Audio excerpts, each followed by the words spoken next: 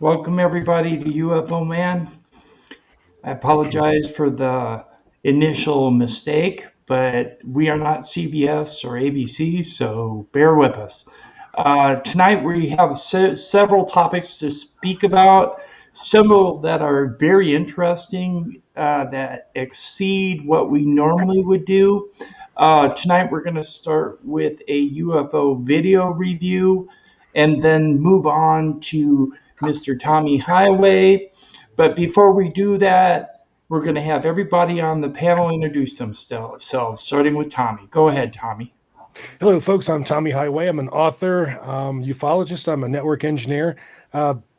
Sorry for my absence last week. Had some family business. Really good to be back. Really good to be home. And thank you, as always, for having me, my brother Tim. Yeah, more than welcome. We're glad that you're home. Thank you. Thomas. Good evening, everybody. I'm Thomas L. Fessler. I'm a ufologist and ancient alien theorist advocating disclosure. I'm a practicing remote viewer with non-local consciousness and vibratory spirituality. It's hair-raising stuff, I tell you. I'm also involved in plasma cosmology, and I'm very happy to be here this evening. Thank you. More than welcome. Okay, we're going to start out with a UFO video review. I seem to be having issues with either my headphones cutting out, Tommy, or the audio's cutting out. Did you hear it cut out during the intro? No, okay. No, just the glitch. Okay, all right. Everything's fine. So we got to hear the great song twice. So yeah. Sorry about that. But yeah, it's not a glitch in the Matrix. It's a feature. Yeah, that's right. That's true. Okay. So we're going to do this. We're going to start the UFO video review. This one is a fast UFO caught on Sky 7 News over Buffalo, New York.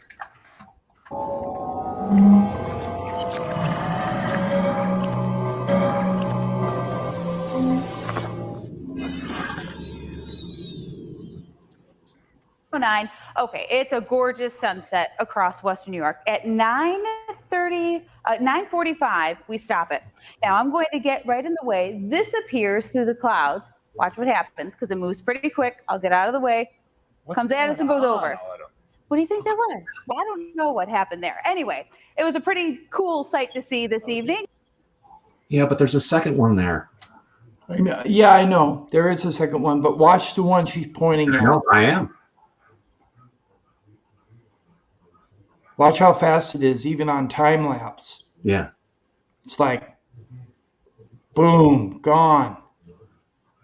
Yeah. That's what it looked like. Right there. White orb.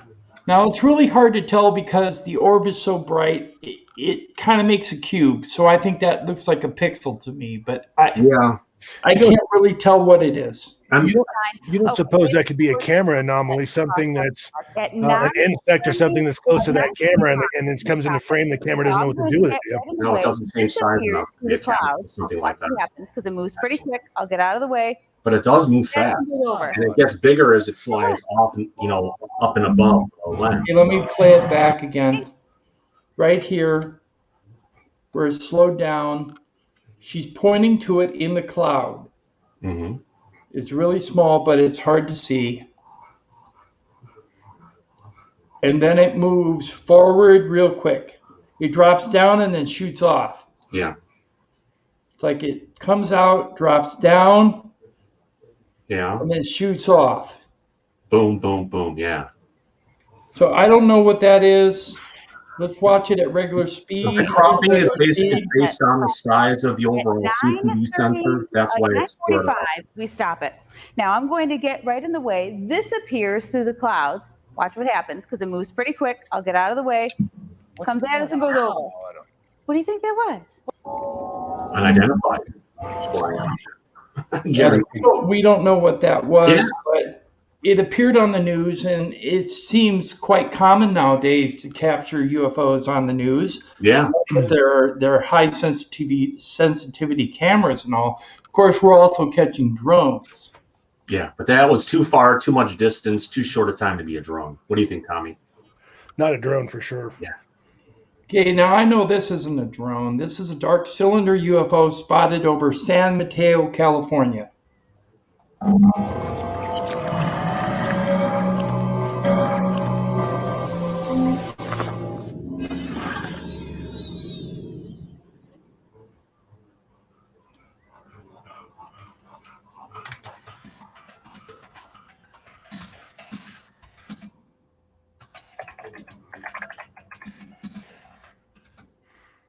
It'll come into focus. Looks like a cylinder. Yeah, there we go. Kabam. Cigar shape. Lord, what is that? We gotta light that up. Let's puff on that stogie. Dang. Huh.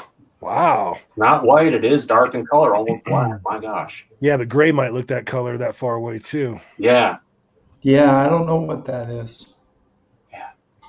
Well, that is really something. It's like a cigar. I mean, that's a classic cigar shape UFO if I've ever seen one. Yeah, but then there are those fake cylinder balloons that you can put up in the air. But the thing I noticed about this is it's completely straight. Yeah. And balloons have a tendency to bend a little bit. Pause it when it gets into focus, Tim. Right? I will. There. There you go. Let's see if I can get it down. No, that's fine. That's fine. We can see it really good right there. We don't care if it shifts down or not. Right there. There we go. Yeah.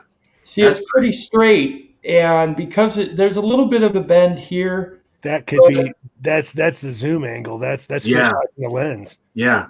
But you know what these things remind me of? Submarines. Kind of. Yeah. That is a solid, straight object. That is a cylindrical object. It's straight on both sides. It's either flat on the side, on the ends, or it's slightly tapered. Either way, we can't tell from that distance. But my goodness, look at that. Yeah. Is that Jay Ramirez thinks it's CGI? I don't see any wobble. I No, don't see any it's wave not around it. CGI. Yeah. The reason I say it's not CGI is when you slow down the frame rate and you look at it really close, Yeah. there's no like cube pixelization around the object. Yeah.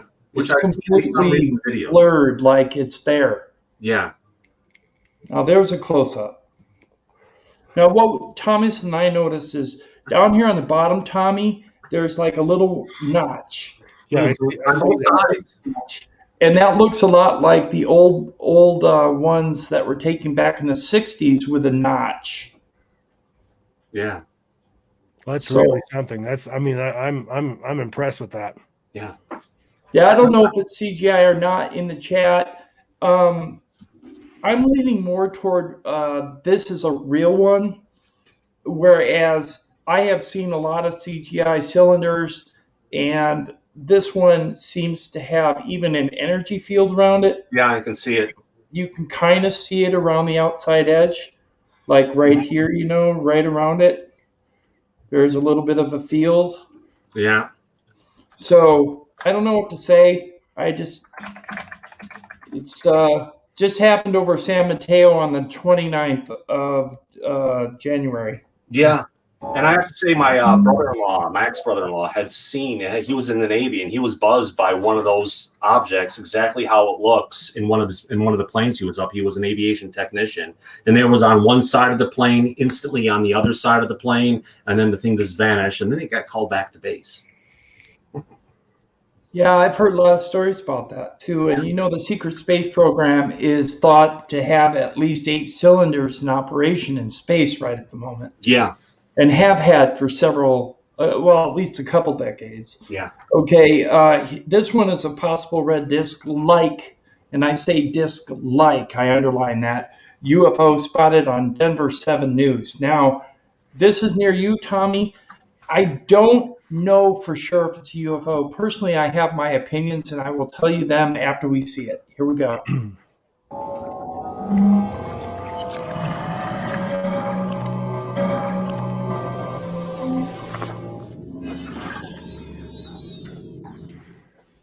And thanks for watching Denver 7. I'm Ann Trujillo. The sun that made today bearable has gone down for the night and left us with bone-chilling cold.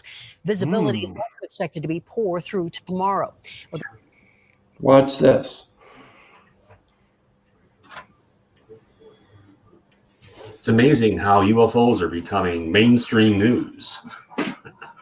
Now, I want to stop this because, all right, I personally believe, this is my opinion, okay, that it could possibly be a water droplet on the lens of the camera. No way. And it's reflecting red from somewhere else. Now, the only problem is if you see the buildings down below, there are no red lights. So Yeah. I don't know where it's coming from. Yeah, but Tim, there's the red lights that are there, but I've taken this into photo editing software, and there is clearly a white triangle with illuminations. There you go. At the bottom of it, you can see a perfect triangle shaped. It's within that water droplet. Something looks like there's something inside of that for sure. Absolutely. Yeah, there's like a triangle right there. Now, yeah. we got a triangle shape inside of a random water droplet. That's like 1,000,000,000 to 1 odds.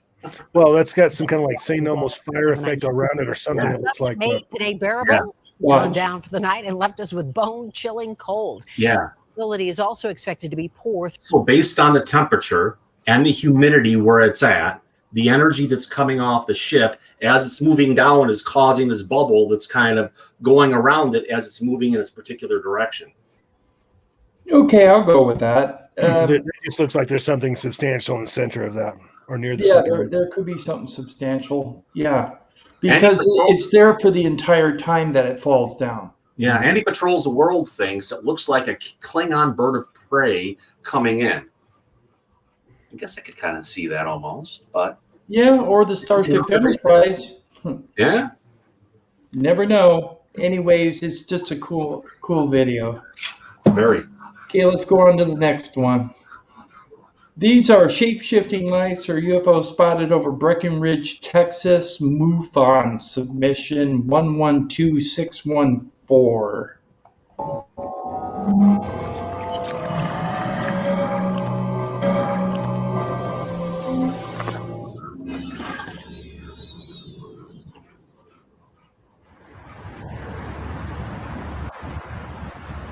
Hmm.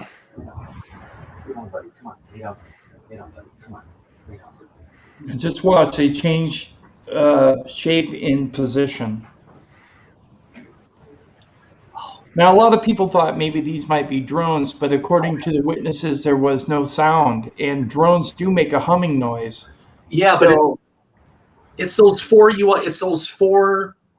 orbs in a line that we keep on seeing all over the U.S. or the world, for this matter. But if you look at that one big orb to the left, it almost has a red flash to it. Now, what gets me about that is navigation lights have red and green lights. I don't see a green one, but I do see a red. That red could But- also be from the energy systems that are being used to propel the ship. It could very well be, yes. I'm playing the skeptic, sorry. Oh yeah, that's okay. I mean, it could very well be drones. It could be Santa Claus. I mean, there's just not hard enough to here to be able to tell. Yeah. Yeah, it's hard to tell when they're nothing but dots. Yeah. Yes, Yeah. I agree. But Dancing lights. it's interesting. There's 4, and then it goes down to 3, and then they go into that usual triangle shape we see everywhere. No, there's got to be a message they're trying to tell us with this dang triangle. I don't think so. I think the triangle is just a universal symbol, and when they break apart into 3, it always looks like a triangle. I mean, You have to have 2 and 1 to get that triangle shape.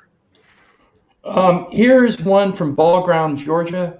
It's a UFO with 2 lights hovering over a house, is approximately 150 to 200 feet off the ground. Okay, here we go.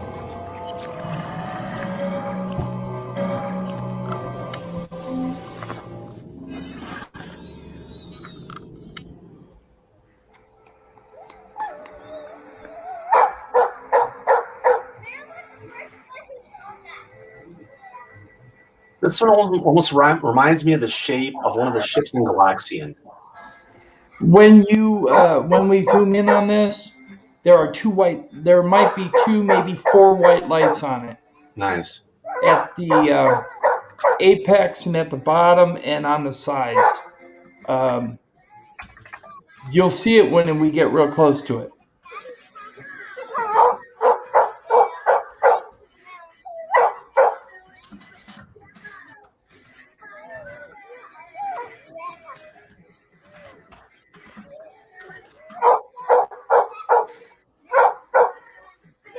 Still reminds me of the ship from Galaxian with the wings on the side kind of coming down.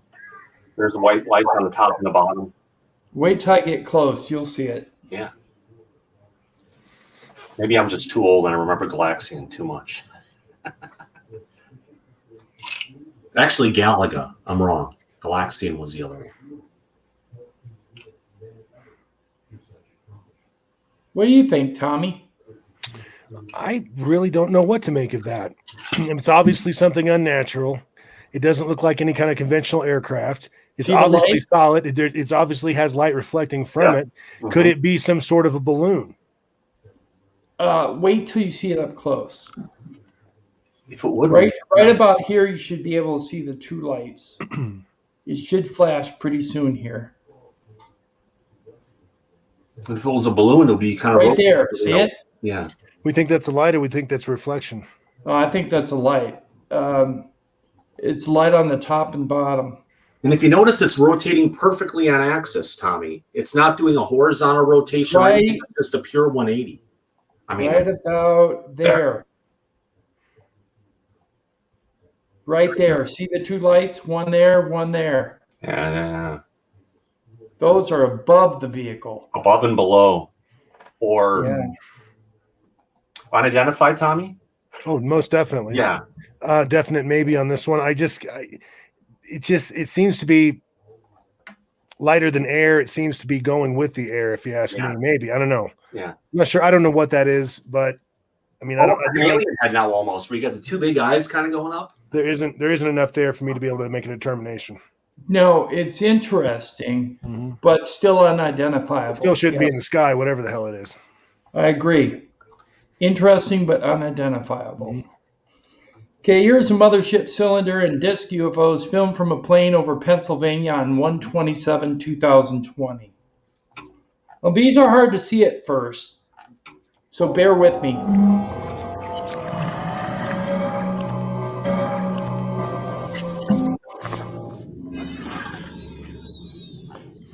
Yes, John, they could be thrusters.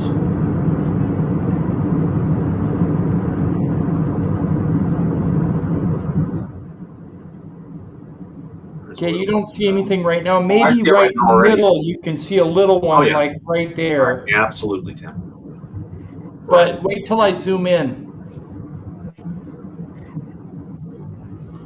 There's the cylinder. There we go. And that ain't a saucer because that'd be perfect profile and it would taper down on each side. So that is another cylinder, but one of the wider ones. I ran it through a filter to get it to be seen. There's the disc.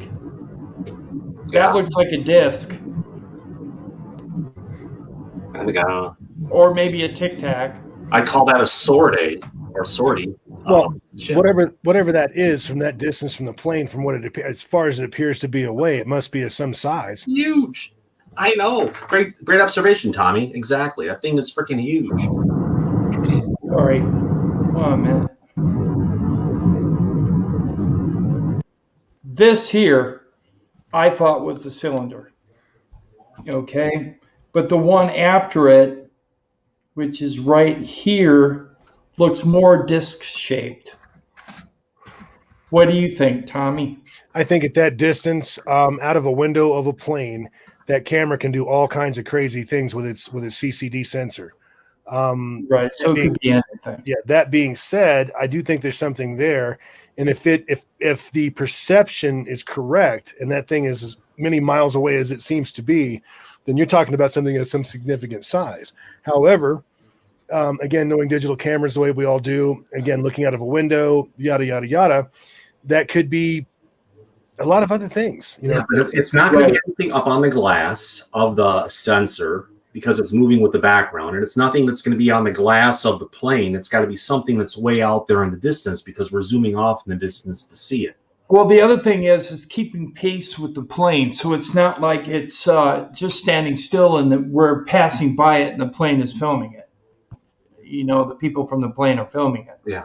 It's keeping pace with the plane. And at the beginning, it even seems like it's exceeding the speed of the plane. Yeah. I think it is probably. And it's just our perception because of both objects moving at the same time and the distances we're talking about. You hit the nail on the head, Tommy. Exactly. Right. Very good observations, both of you. Okay, here's a diamond disc UFO over Medellin, Colombia on 1/31/2021. Here we go. And everyone, be sure Tommy just put out a link in the chat for some new official UFO merchandise. Check it out on Teespring. Hey guys, it's UFO Man. Here's a clip of a diamond-shaped object coming out of Medellin, Colombia, dated 1/31/2021. This is the original raw footage.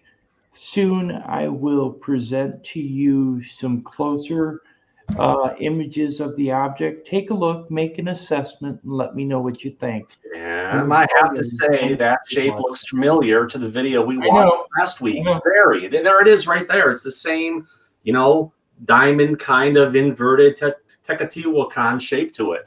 Even it could very well be a saucer with a cone or some kind of a superstructure on top. Yeah. It can look like that, but that looks almost saucerish to me. Yeah. Yeah, it looks like a disc or Just one maybe a last note. diamond. It seems to be that there's an energy field around the diamond. That's what I love about what's happening lately. Like, We're seeing repeat and as always, observations of the same ship week after week in multiple videos. That's just amazing.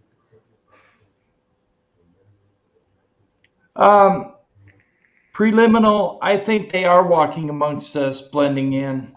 Oh, yeah. Yeah, here it is, blown up. You can see the energy field definitely. Yeah.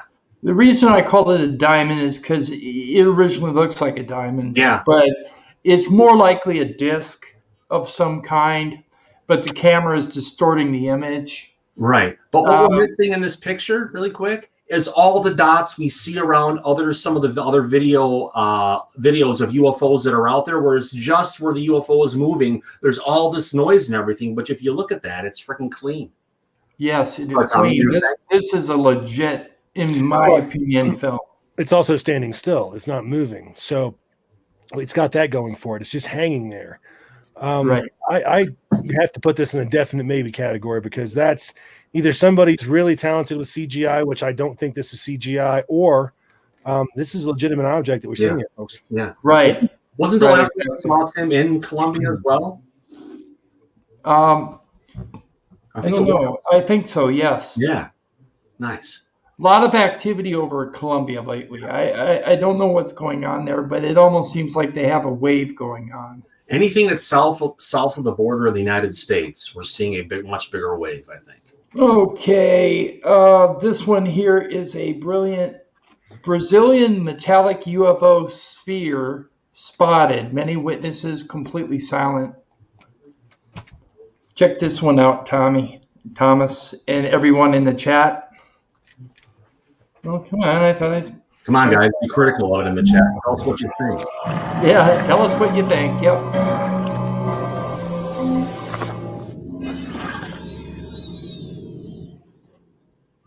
Ele vai mudando os formatos. E ele tá mudando o formato, olha que loucura, atrás da árvore. Ele Ó. tava quadrado, agora ele parece uma panela. It's moving quick. Yes, it is. Muito formato. That same bug again. Ele é difícil. Não, ele fica bate cinto. There it is. It's that same kind of shape of the other one we almost similar saw before. Let's see if I Olha que can doideira, stop todo it. mundo borrado na Agora ele praia. ficou chapado You embaixo. can write balloon off just from the speed right off the bat. Redondão em cima. Ele vai mudando os formatos. E ele tá mudando o I slowed it formato, down olha so you que can take a better look loucura, at it. atrás da árvore. Ele Ó. tava quadrado, agora ele parece uma panela. Wow. Galaga.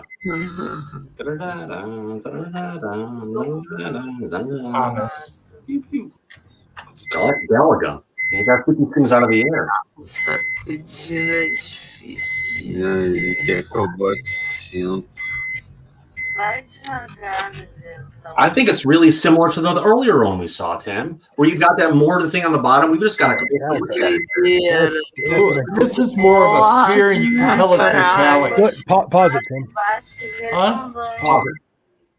redondão. That is a very crisp shape. That is a very, very good shot right there, especially with a crap, probably cell phone camera. But I mean, look at that. That is a very crisp shape. It's pacing the car at least. I mean, this thing is actually moving. That's not a balloon doing that. There's no way. No balloon does that. We're just missing the little white dot on the top for when it flashes every so often with the bottom. That is really something right Look there. at this shot here. Now that shows you there's a line here in the middle. There's a line here around there looks like a flat edge around the middle, and then a dome on top and a dome on the bottom. But it is a sphere of some kind. I'm seeing something. Personally, I'm seeing something on the top where energy is being generated. The lighting and stuff we're getting around the side and the edges is probably just potentially lighting up the shape of where it is and the sun is, but because it's a darker shape. But yeah, that's moving that fast and again that far away with a digital camera with both objects moving. We're not going to get a crisp shot of that thing, which is unfortunate. But that's pretty good. And I mean, that's obviously something out of the ordinary. It's not supposed to be in the sky. That is not a balloon, not moving that fast. It's not a conventional aircraft, certainly of any kind. So once we've actually been able to look at this video and eliminate all of the usual stuff that we should be seeing in the sky, okay, even some of the outside chances. What is that? What is that thing right there? That doesn't belong there. Right. Who knows? I don't know. I just thought it was a really good example of a sphere type UFO. Great shot. Great shot. Okay, next one. I got to say there's a language alert on this one. If you have kids in the room and you want to take them out of the room because of some minor cussing, I would do so at this point. Otherwise, here we go. yeah. Just in the last one, Stargate Traveler set looks like a big metal ball. I have ideas about this one too, Tommy. Take a look at this.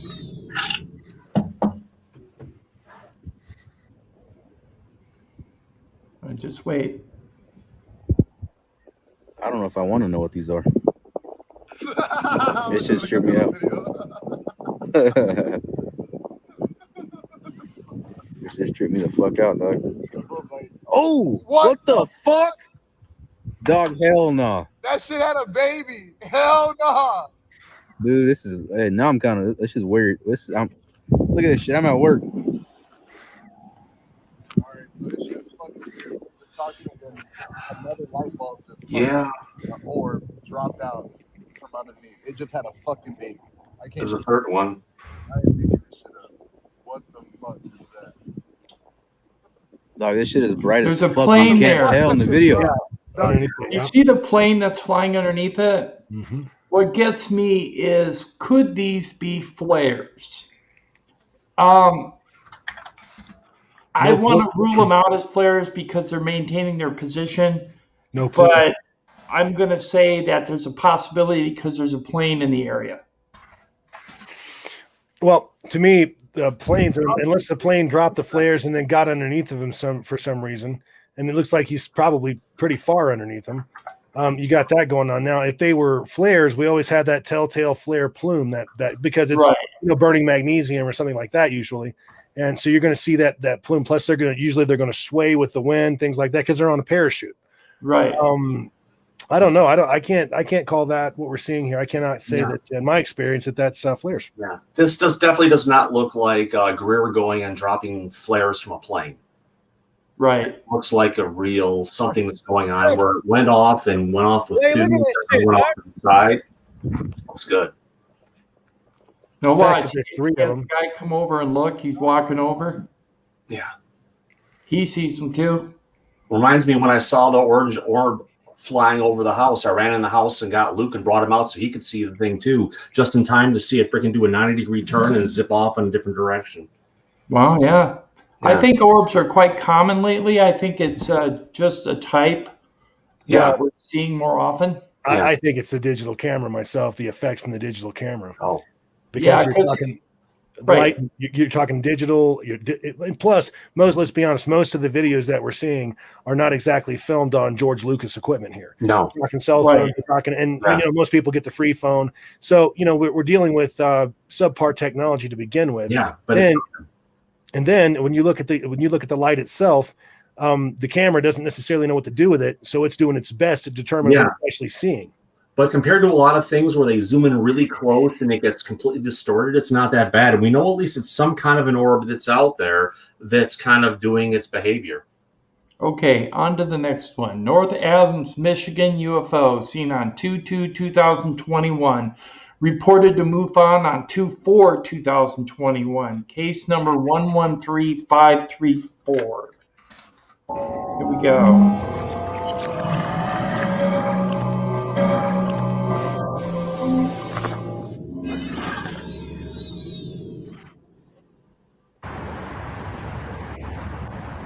Well, this one's weird.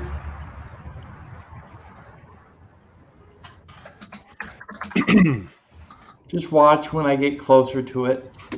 There are 4 lights there. 3 down and 1 to the left. Mm-hmm. Now, at first I thought this might be a plane, Tommy. But it doesn't have the red and green lights. What do you think in the chat, guys? Girls?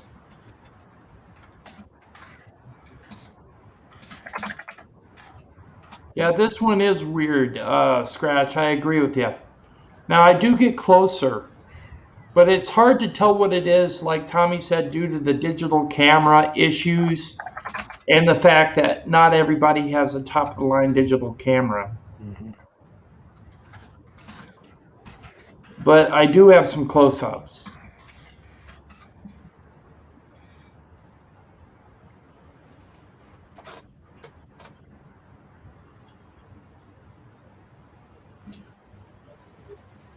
Now, I tried to diminish the brightness, but when I did, it made the object disappear.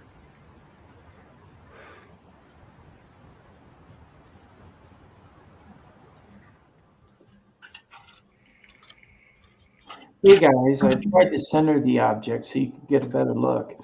I also tried to diminish the brightness, but if I go any lower in brightness, the object disappears.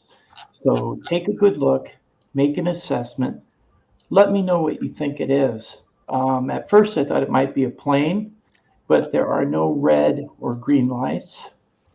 Um, I don't know what it is. But I personally think it's a UFO. Take a good look and let me know what you think down below in the comments. And as always, thank you for watching. Coming up are a few still shots where I zoomed in, but it's really difficult to tell what it is. Still, I think this is a UFO in the technical sense of the word. So let's go from there and see what you think down below. Thanks. Yeah, I do have some stills, but they're not very showing. See, that looks like a ghost. It actually looks like E.T., the actual E.T. Oh, Mickey Mouse. what's up, guys? It's Mickey Mouse. It's hard to say what that is. That could be virtually anything in the sky. It's one of those things that's just dancing lights at this point. Really not much to go on. Yeah, but it's far off and those lights are pretty big. It's something. Okay. I don't identify that for sure. It's not a plane. It's not maybe a drone, but maybe not. So let's see here. Okay, that's the end of our UFO video review for this weekend. Time to go on to Tommy Highway's segment. He's going to be talking about the early years of Apollo and some shuttle missions in regards to UFOs and alien encounters. Tommy, take it away. That's right, Tim. Let's think about the human species. Let's think about individuals. Let's think about the jobs that they have within our society, our species, our everything. Who are the most highly trained people probably in the history of humankind? Are they doctors? Now, certainly doctors are very highly trained people, no question about it. But I'd have to say, at the end of the day, the most highly trained people that we have, and I mean both physically and mentally, would be our astronauts, okay? Now, you can go all the way back, and I'm going to go ahead and share my screen here, folks. And if you can go ahead and put me up there, Tim, please, sir. Yes, I will. Okay. Basically, the space program started in right about the end of the 50s or so, something like that. That's when we really got into it. That's when we had guys like von Braun, that were scientists from Germany that were captured after World War II, brought them to this country, and basically used their rocket technology to further our space program. Now, since we've had the space program, almost right off the bat, we've been seeing anomalies as soon as we leave the Earth. Now, I'm going to go ahead and refer you to John Glenn and what is called the John Glenn effect. As many of you know, John Glenn was the first person to actually orbit the Earth. Now, as his capsule actually left the bonds of the planet and got into what we'll call low orbit, he began to see what we call the Glenn effect. What it was like a bunch of what they called fireflies outside of the window of his craft. And they were basically bombarding his craft. Okay. Now, were those extraterrestrials? Probably not. Probably something that can be explained. However, that's just one example of many. Now, let's go ahead and go to Skylab in 1973.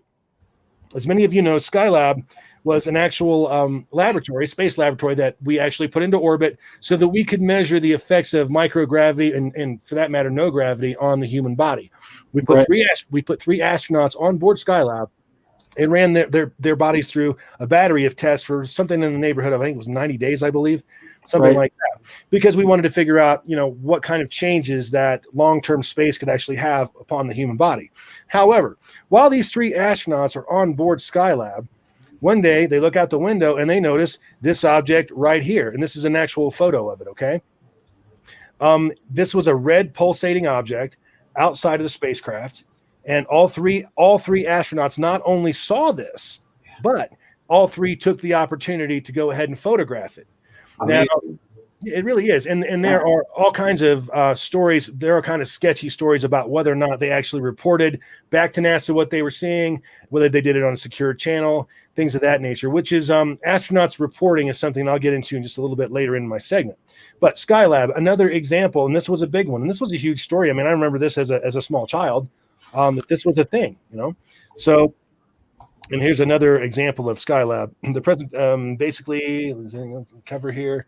There's a video that I can't show you, but I mean, this is the actual photo right here. This is what this thing looked like. This is a conglomeration of two photos. A couple of the photos just show this thing as a red orb outside the craft, and then another photo shows it as this thing right here. This oblong-looking, looks like a pistol or something. I don't know what you call that. I almost say that one kind of looks like that Cleon bird of prey that someone brought up earlier, where you've got that thing up front with with the wings going down and the structure going back. Now, I did see a special on this yesterday to prepare for my segment, and there's some debate on photographic experts as to whether or not the oblong one is actually just the orb and there's been some kind of a camera glitch, or whether or not that it actually changed shape or something like that.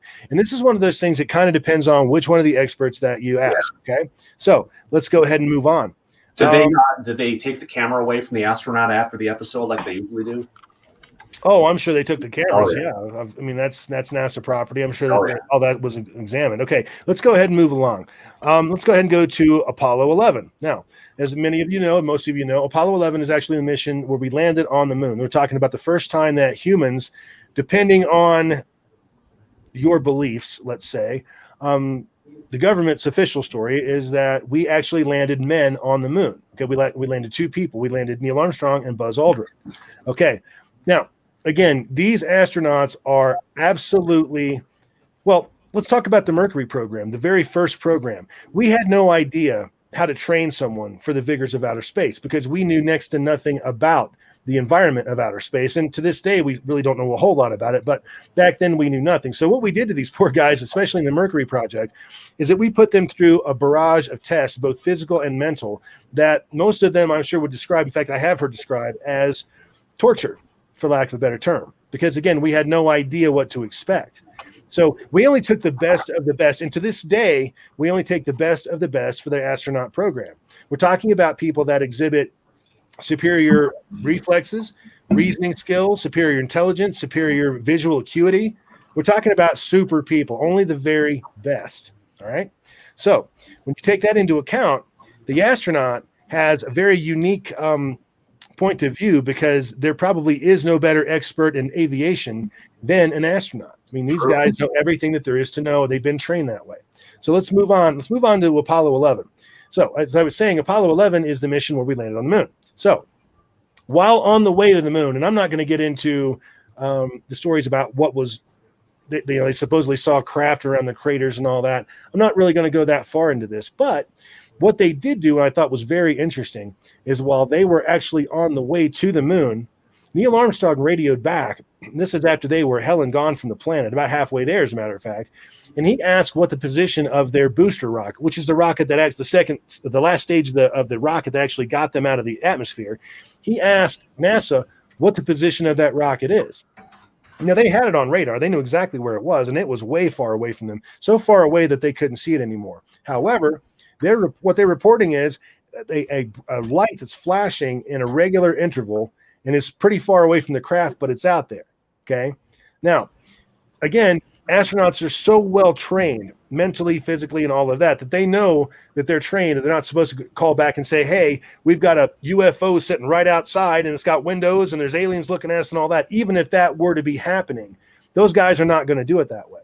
Okay. They're going to try to report an anomaly in the most benevolent way possible, which I believe is what Armstrong did here. He said, NASA, what's the position of our booster, knowing that booster is way back there, probably halfway around the planet at this point, just to let them know that there's something out there and that they should be taking a look at it. And I think that that's very interesting. And again, if they didn't see something on the way to the moon, they would not have reported it. Tim, what are your thoughts? What I was going to add to that was a lot of times they would refer to unidentified objects as bogies or Santa Claus. Also, I know that before Apollo 11, when we sent a moonshot, a mission to the moon just to circumvent around the moon, just to look for spaces for Apollo 11 to land. On the way there, the spacecraft and the crew came across an alien vehicle that they spotted, and they actually did say we have a UFO outside our window pacing our aircraft, our spacecraft. So that's one time they slipped.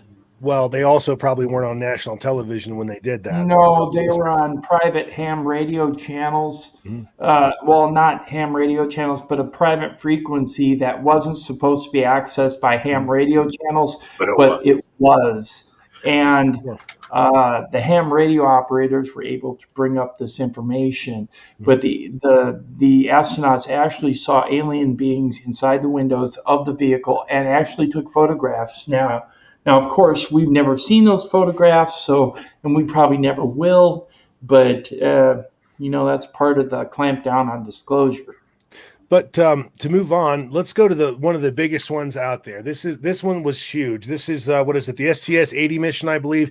This is actually a space shuttle mission in which they were trying a new experiment. They had this miles-long tether, a tether that was actually the length of Manhattan. That's how long this thing is. And they were actually doing an experiment. I think it was an electricity experiment or something of that nature. Well, one thing led to another, and as soon as they unfurled this tether, it basically detached by mistake from the shuttle. So there's millions of dollars worth of hardware that's actually floating out there and that's wasted now.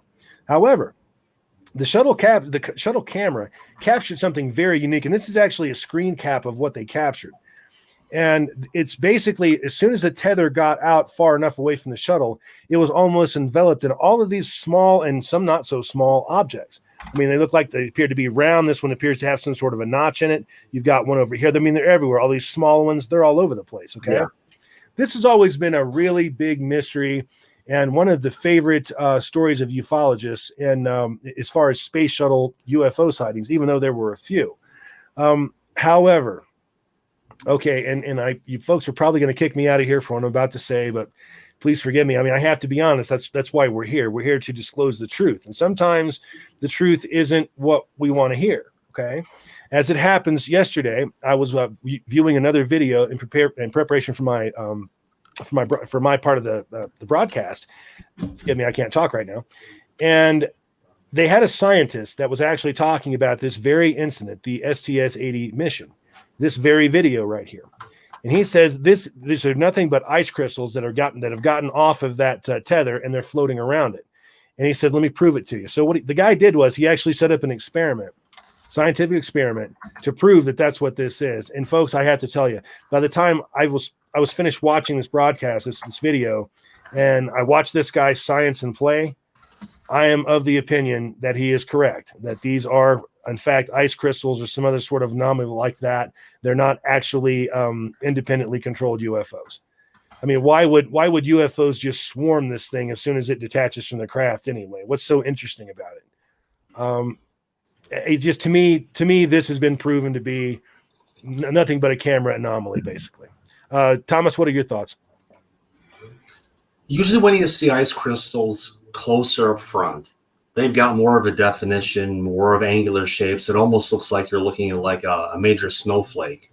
And what I'm seeing here is a repeating pattern that's almost identical on every single one of these shapes that are going out there. So to be able to see that repeating shape in so many different things at the same time, granted, it could be a crystal or potentially swamp gas up there in the atmosphere.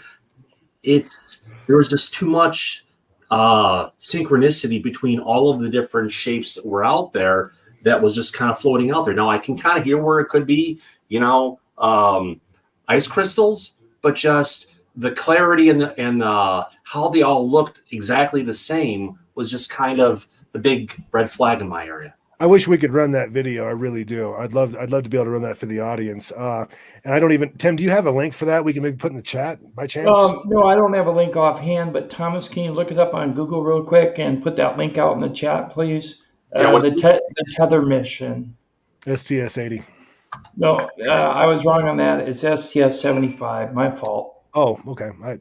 No problem. My fault. Scratch had the right launch. Okay.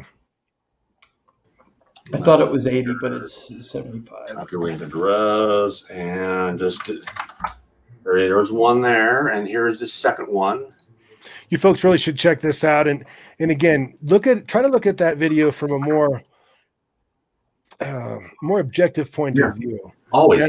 And like I said, when I saw this guy do that experiment, I mean, it was just identical. It was like, this is it. This is how some of them are out of focus or coming in and out of focus, things like that. In my opinion, I think that scientist was right. I think that we're looking at just some sort of anomaly and not something that's extraterrestrial or even intelligent for that matter.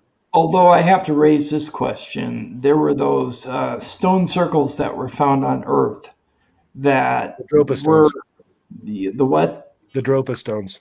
Yeah, the Dropa stones that were thought to contain records like a hard drive of ancient times with a hole in the center and a notch out in the side. And they matched almost completely what was seen near the tethers.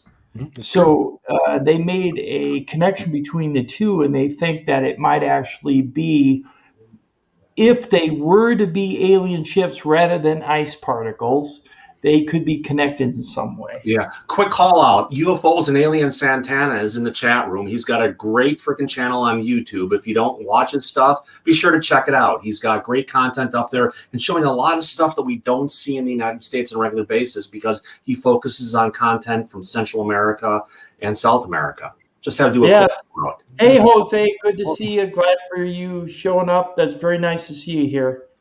Awesome. One of these days, we'll get you on here and we'll do an interview.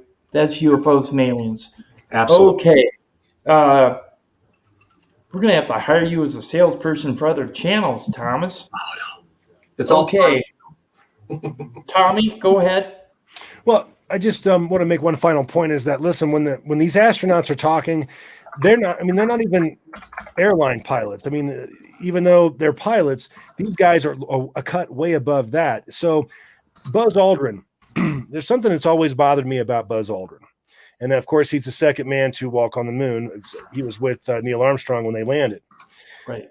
Buzz Aldrin is still alive. He's still pretty spry. I mean, he's still, at least in the last few years, he was, still with it mentally and all of that. Again, they're super people. But I thought it was interesting because every time Buzz Aldrin is asked about aliens or he's asked about the moon landing or, whether or not it was fake or whatever, I can understand how you go to the moon and risk your life for king and country and all of that. And you come home and someone questions, whether or not you actually accomplished this. I can understand a person's frustration with that. I mean, obviously, he decked some guy here recently, like a couple of years ago, for messing with him about it. But I always thought there was something odd about his reaction. I think Buzz Aldrin is hiding something. I think that he knows something big. Now, it could be that, the moon landing was a hoax. I don't believe that, but it could be that, or it could be that the stories that we heard about the alien interaction that they had while on the moon, there's some validity to that. There's some truth to that. But every time they ask him about UFOs on the moon, I don't want to talk about it. I don't want to talk about it. Not that, no, there weren't any there. Not that, oh, that's ridiculous. None of those type of typical reactions that one would expect if it wasn't true and it was just some kind of, fantasy. But he always goes back to and he gets real sketchy. I don't want to talk about it. I don't want to talk about it. And folks, you can go out there and look at videos of this. So I think that Buzz Aldrin knows something. I think he's dying to tell the story, but he obviously knows that he can't for a multitude of different reasons. I can tell you this. I do know that from statements made by Buzz Aldrin's family and Neil Armstrong's family, that they were both threatened with their lives and their families' lives not to say anything about what they saw in particular. So they couldn't be definitive. They couldn't tell you exactly what they saw because it was being protected by the deep state. Yeah. So, sure. Yep. So and a lot of things. And they used to threaten families back then like that too. They pulled that crap. They did. We're talking like what D.B. Cooper says, like the base on the backside of the moon and the ruins and the monolith and all that good stuff on the moon. They don't want people to know. They don't want people to know. In fact, it was seen from the lunar orbiter before they actually landed on the moon with Apollo 11. They actually saw ruins from space. That's why the footage was switched before the public saw it in 1969, so that you saw them coming off the ladder and you saw virtually nothing, because that was created in a studio. That's why the flag waved, and there were so many inconsistencies in the footage. There are some. And that's one of the reasons, because a flag will not wave in a vacuum. It just won't. It'll be completely still. No, and the excuse that they came up for that happening was ridiculous. Tim and I were talking in the locker room before the show, and we were talking about the base on the backside of the moon that was rumored to be there. And as many of you remember or know, the Obama administration, what was it, 2000? I want to say 2008, I think, or whenever it was. The Obama administration actually used a nuclear device on the moon. We sent a nuke up there to nuke something on the back of the moon. Now, we did it under the guise of finding water on the moon. Well, I'm not a scientist, but I mean, I'm pretty sure you won't find water if you vaporize it. And that's what a nuclear weapon would have done. Tim and I don't want to speak for Tim, but Tim and I were talking about this, and I know I am certainly of the opinion that we hit something on the back of the moon that was there. We nuked something for a reason, and I think it could have been for the very reason that we didn't want other countries to actually get access to this before we could study it.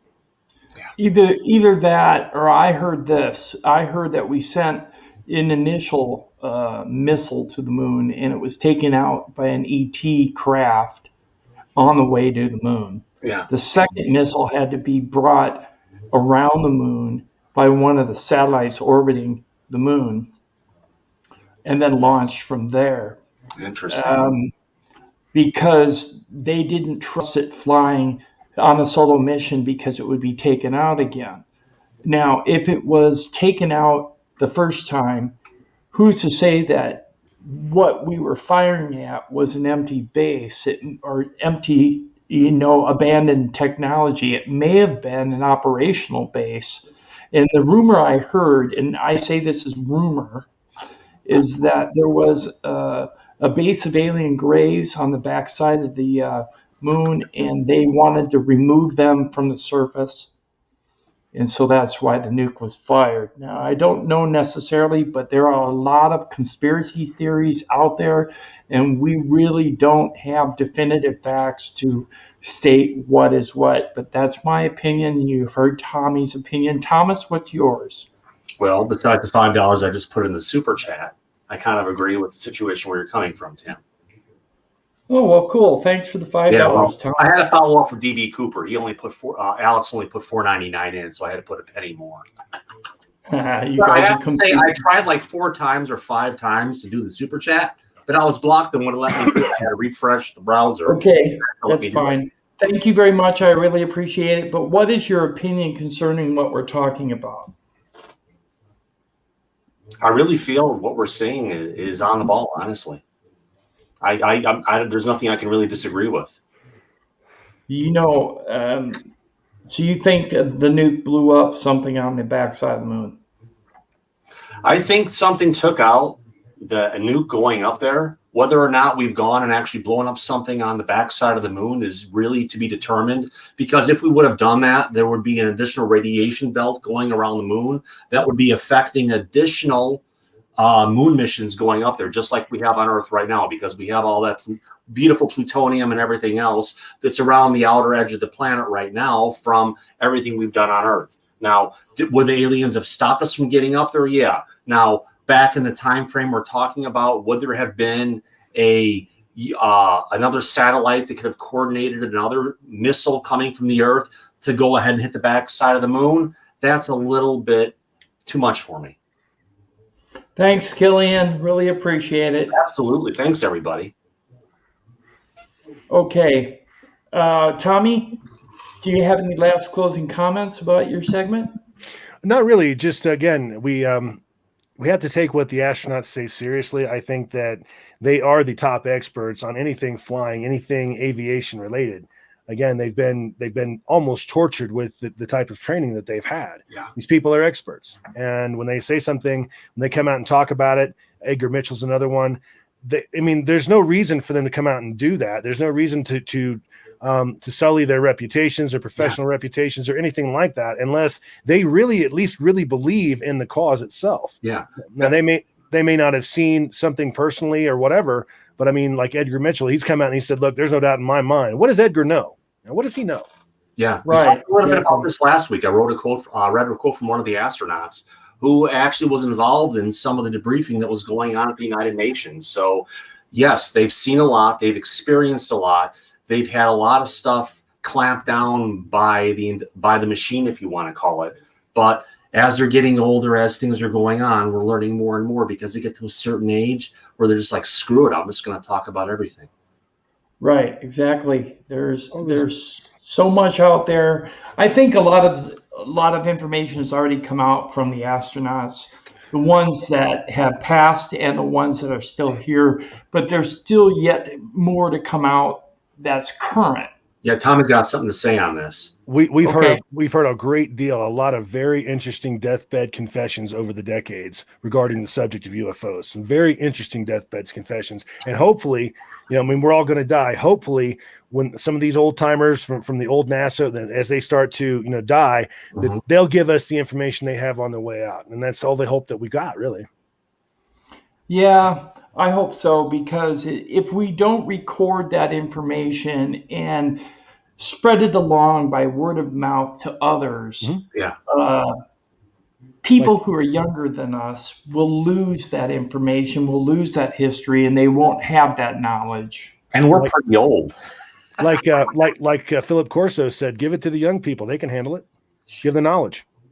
Holy crap. John Bruno, $15. Thank you so much. Thank you, John. Yeah, thanks, John. Very amazing. Very nice of you. Very much. Tonight we have one video that we're going to play you. And then we're going to go back into some more discussion because Thomas has a lot of articles about U.S. Navy patents, a recoup on that from last week. And then we're going to be talking about a black pyramid not made on Earth. And we're going to be talking about a new particle that was discovered that can open the fifth dimension. Yeah. A dimension where aliens might actually be coming from into our world. Yeah. So hang around for that. And follow the link that Tommy just put up on the site for Teespring. That's for our brand new UFO merchandise that Tim's been working so hard on trying to get out there. I guess Tommy and I are working kind of in a team. Tommy puts up the link, and I go ahead and talk about it. So I got to. And Tommy helped me develop the logo, and the link he put out is for a stocking hat or a beanie with the UFO Man logo as a patch. The new one right here. Yep, take a look at it. Yeah. Okay. Anyways, I'm going to set this up here, and we're going to watch our video. It's very interesting. Absolutely. Your videos are always great, Tim. I hope so. Here we go. Can you hear it? Perfectly. Okay. Phoebe, you're going to like this one. I think we all will. I graduated Mount Tabor High School and went to Salem, North Carolina in June of 1995. And I enlisted, of course, delayed entry a year. So I went to boot camp on the 18th of June, which is a Sunday. I went to boot camp. I graduated 8 September of 95. And from there, my MOS was 0311, which was a grunt. And from there, I went to School of Infantry training at Camp Geiger in late September of 95. I did not complete training because I was injured and I hurt my back. And I was sent to the medical platoon there on Camp Geiger, North Carolina, which is adjacent to Camp Lejeune. And I was there, for about a month or 2 months. And in late January of 96, I was given new orders and given a new MOS, military occupational skill, listing as 7212 Stinger Avenger Gunner, and subsequently given 10 days leave and then sent to Fort Bliss at El Paso, Texas. So I was in training to be an air defense gunner on the FIM 92 Alpha Stinger missile. It's a surface to air missile, and the Avenger weapon system, which is a pedestal turret with 8 Stingers mounted on the back of a Humvee. And I was in training for February to late May of '96. And then after graduating from that school, I was reassigned my first duty station, 2nd Marine Air Wing, 28th Marine Air Control Group, 2nd Low Altitude Air Defense Battalion, Shreveport, North Carolina. And I was assigned a Battery B in June of '96. And I went on several operations. We call them ops for short.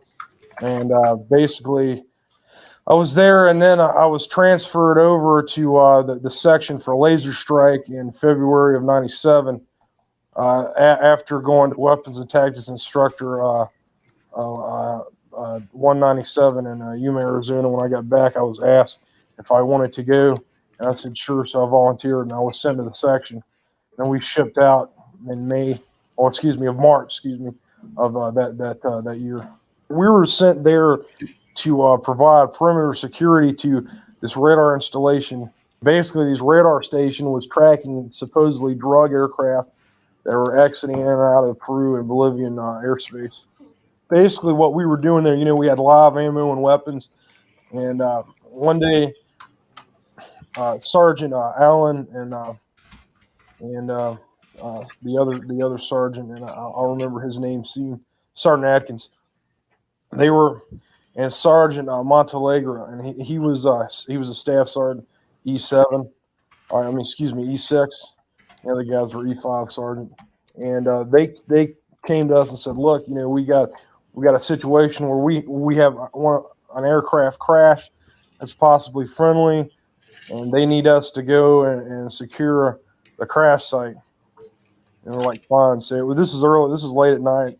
I know about 11 or 12 at night, and I was on guard duty that night, so I was already up, and it was my shift. We have 12-hour shifts, 12 on, 12 off, and where we rotate our section. So we all went out that night. We got up, 3 or 4 in the morning and headed out in Humvees. We had about 5 or 6 Hummers, and we drove to where we needed to go, and then from there, we had to hump through the bush. So we got there, 6, 7, just when daylight had just started to get light.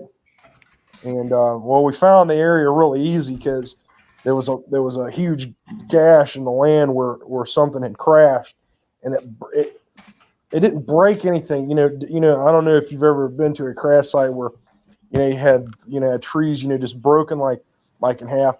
Everything was burned, and it was like if you had almost cut like a warm butter with a knife. I mean, it was just it's like something on fire or had energy or some kind of energy, like a laser almost had gutted. I mean, it was really strange. And anyway, I was in the front with Sergeant Allen and Sergeant Atkins. We were up front, and we were point basically, and we were 10, 20 meters ahead of everyone else. We all had maps and radios and compasses, so we knew so we wouldn't get lost. And basically, we were the first ones to see the object. And basically, what happened is we didn't go straight up the hill because basically this thing went up the hill and then off into the side of the ravine of the ridge. This is about a 200-foot ridge at least. Solid granite. It's rock. I don't know if it's granite. It was buried in the side of the cliff. But anyway, we didn't go straight up. We went on to the left and walked up to the top of the ridge. That's when we saw the craft. This is a huge ship, and I used to be into sci-fi movies when I was a kid, but this is nothing like I'd ever seen. And when I first saw it, I was scared. It scared the heck out of me. I didn't know what to do, and it was just it was really confusing. So we all climbed down, and it was buried for about a 45-degree angle and into the side of the cliff there, the ridge. And this is a steep cliff. It's straight up and down, and it was dripping this syrup-like syrup viscosity, this liquid. It was everywhere, all down everywhere when we went down there because there were plants and everything. It was weird. It was a purplish green color, and it was a greenish purple, and it kind of like fluctuated. Like you couldn't really, when you'd look at it one time, then you look at it again, and it would like, it's almost like it. I don't know if it was like alive and it was just changing, but every time you looked at it, you saw a different shade of greenish purple. It was strange. There was one light on it that slowly went around, and the machine, I could hear it. I guess because it was still functioning, and it had like a hum to it, like a really bass, like say if you unplugged an amp from a guitar, that kind of it was really it was really deep, and it kind of fluctuated, and then finally it just cut off, and everything just seemed to stop, except the colors and the shades, and it was still that way. When I was looking at the craft, it was buried, so I could see the back of it, and there were these large vents. Well, they look like vents, sort of like a fish gill on the back. I couldn't see around the other side, and I guess I'm assuming that it was the same way on the other side. That looked like, I don't know, that could have been used for propulsion. I'm not sure. Again, this liquid that had come out of the ship it got on my camis, and it discolored them and ate them almost like acid. Then it ate some of the skin the hair off my arms. And and I didn't know that until later on. But basically, when I was down there with the ship, there was 3 holes. And I guess I'd assume that they were hatches, but there's no way to tell. They were not flush with the body, the main body of the craft. There, I don't know, a few inches below. I knew there was one on top because you could slightly see it. I don't know about the other side, but there was another hatch, the same width and diameter or whatever of the top hatch, and it was kind of crooked to the side, and it was half open. And I didn't see any lights or anything coming out of it, but I felt this presence that it's real strange. I guess it was almost like, I think I told Leslie this, I thought the creatures they called me, and it was like weird, and I think they were trying to communicate with me. Yeah. Like, I guess telepathically. It's really weird, and I don't believe in any of that stuff. But anyway, it was, I could hear, like, and it was terrible because it kept going, and then it still comes and goes. It's like basically sitting in your car and turning on like an AM station. You're experienced with it. White noise with it, but turning it up really high. And that's what I heard when I first got in there. This is pretty crude 2-dimensional drawing, but this is jungle here, and this was the craft, and it was embedded in the rock like this. And I'm not sure if this tapered off or how it went, but these right here are the hatches. These 2 objects here. This one was the one that was half open, and you could see into it, but I mean, it was just black. It was like looking into a closet. 10 meters in width and about 20 meters in length. I'm just not sure. That's just an estimate from what I remember. But it was huge. I mean, it was big, man. Yeah. It was shaped like almost like between an egg and like a teardrop almost.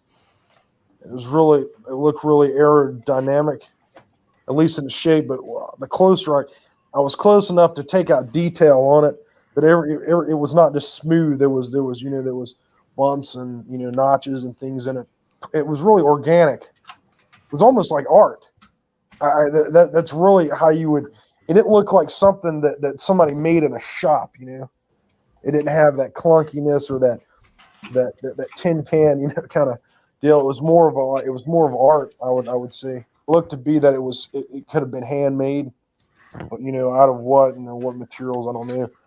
Definitely nothing like titanium. It wasn't. See, this is the whole thing. It looked metal, but it didn't have any reflection on it, man.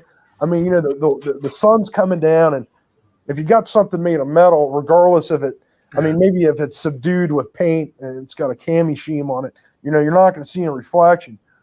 But I could see the different shades of the craft. They didn't shine. It just like it didn't reflect anything. And I guarantee if I put like a flashlight on, it wouldn't have reflected it.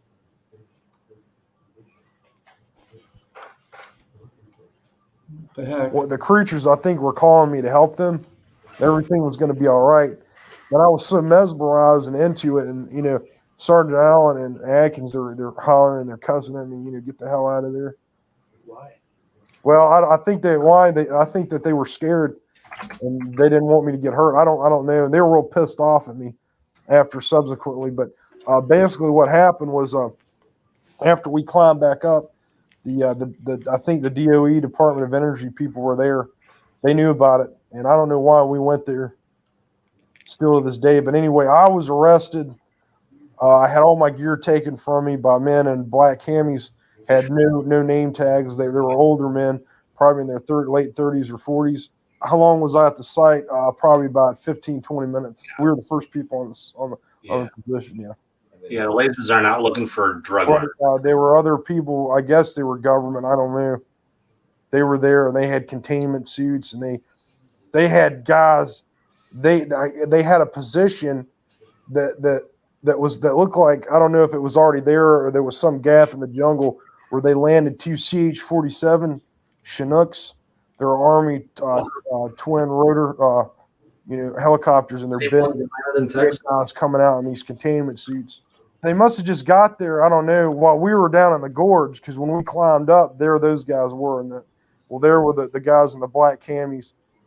And then they put me on a cot that they had, and they had me cuffed with those. They had me cuffed both hands down, and then they had my legs tied together with those plastic fasteners that the police use. I mean, they're like kind of like cuffs. Right.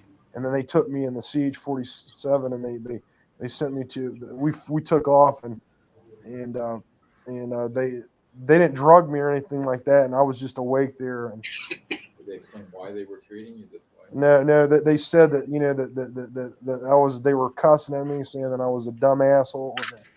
Why don't you fucking people ever pay attention to orders, and you weren't supposed to be there, and you're not supposed to see this, and you're going to be dangerous if we let you go, and all this stuff. I thought they were going to kill me for about 2 days, I think.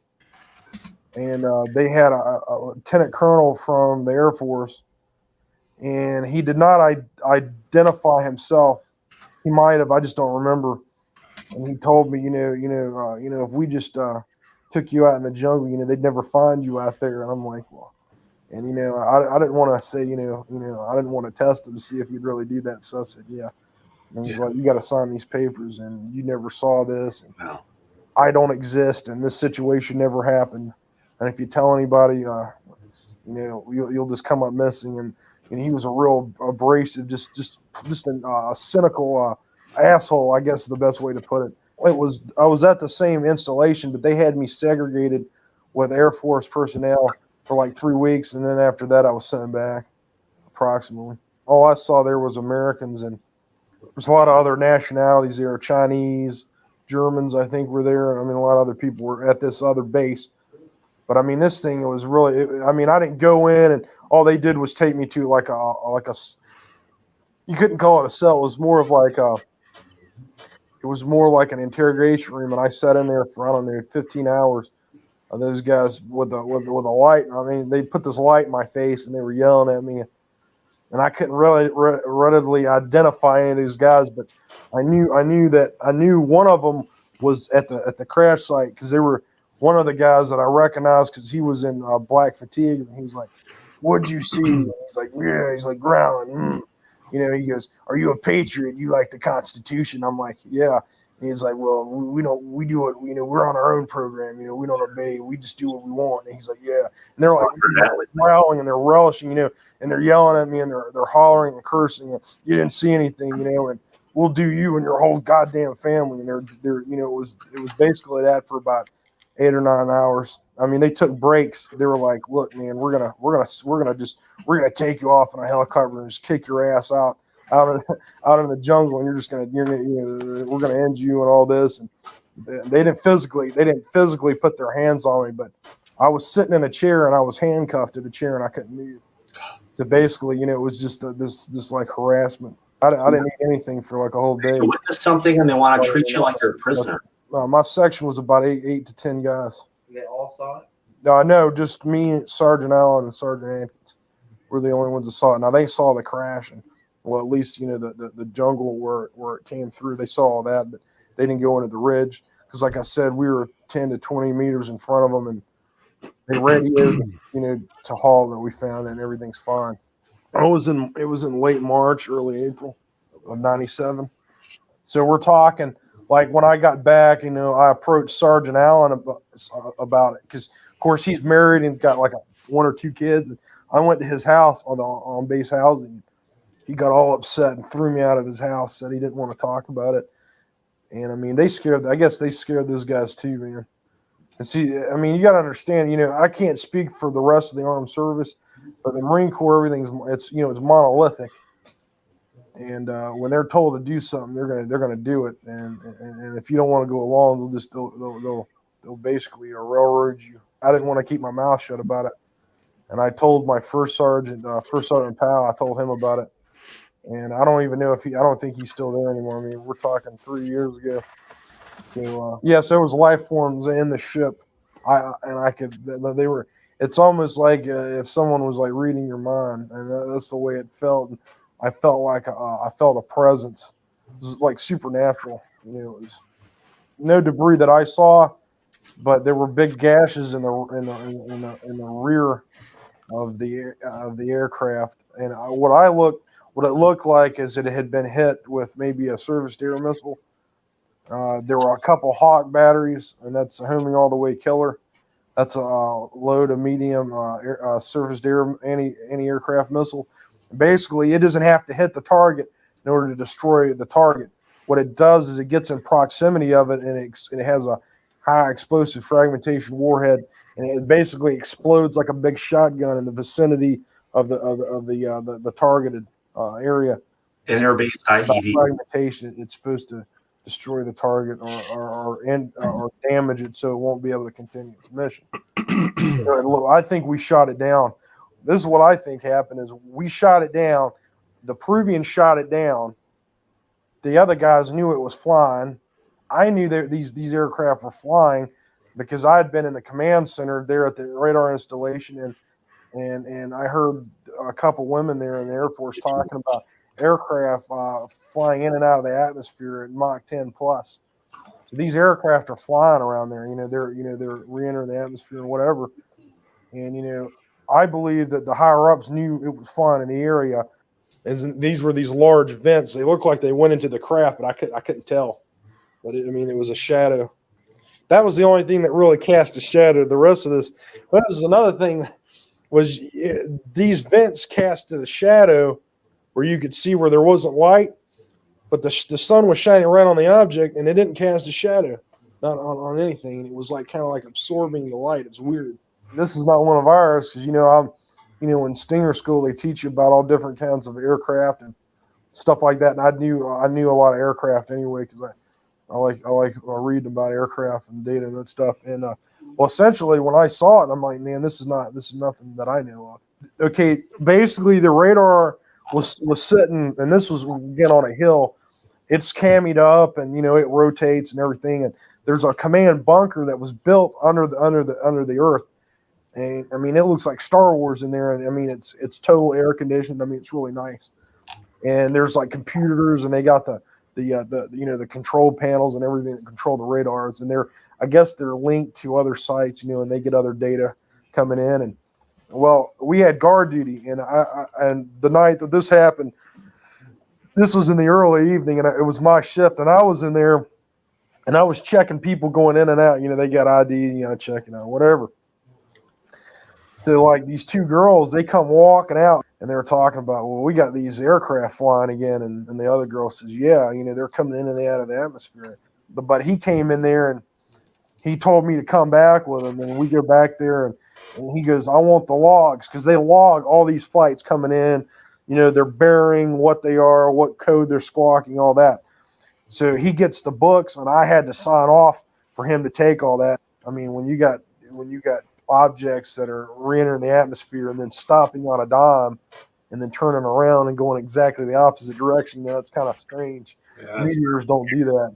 No, heck no. Is this something that was rare or something that was happening? Oh, this happened all the time. There's like 3 or 4 incidents where I was duty there that the same Air Force officer came in there to get books. And do you think these were tracked on radars? Yeah, these were tracked from this particular radar that were logged in. I guess the reason they were taking them is they didn't want people to know that they're tracking these aircraft. I guess. I mean, again, I'm just assuming that.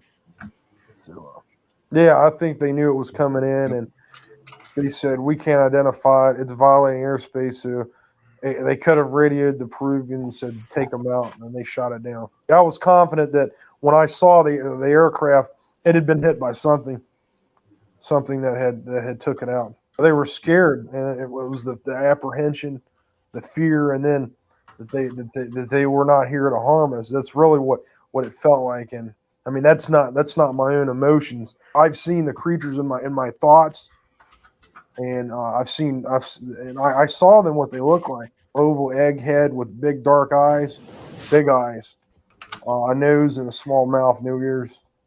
And they were projecting that they weren't here. They were here. They were here they weren't here. They were not going to harm me. And that was basically that everything was going to be all right. Just help us get out of here. I think there was, I don't know how many were on the craft. You had to sense more than one. Yeah, definitely more than one. Yeah, probably about 4 or 5. Yeah, he's got the same accounting of the effects of them getting I there. think it was organic and alive. Yeah. I think that.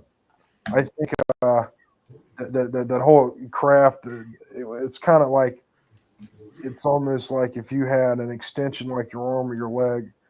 And I think the way they can, I mean, this is just from thinking about it, that the way they control the craft is with their thoughts, and they have no buttons or anything they push. It's not from Earth. I mean, I knew that when I looked at it, I mean, I'm not doing this to make money or publicity or anything, but I think it needs to be told. I think people need to hear it. Whether they agree with me or not is of no consequence. Their cover was there to track drug aircraft. I think I don't know, but from what I understand, they were doing a whole lot more than just tracking drug aircraft. I mean, they had laser range finders and all kinds of high tech stuff that I've never seen before. And I couldn't really explain. I know that there was a couple of LRFs there. I don't know what they were LRF laser rangefinder. I don't know what they had those do there, but they were huge, man. They're like big telescopes, but they had them in a bunker, and it was able to rise up, and they can zoom around. And I saw them doing, I mean, just a bunch of weird stuff. And then not even that, we had like a live fire shoot in the jungle, and there was Green Berets, Army Airborne. I mean, a bunch of these spec ops guys, Delta Force there. The murderers at Waco were there. So. All these guys out there. I mean, the Chinese are there.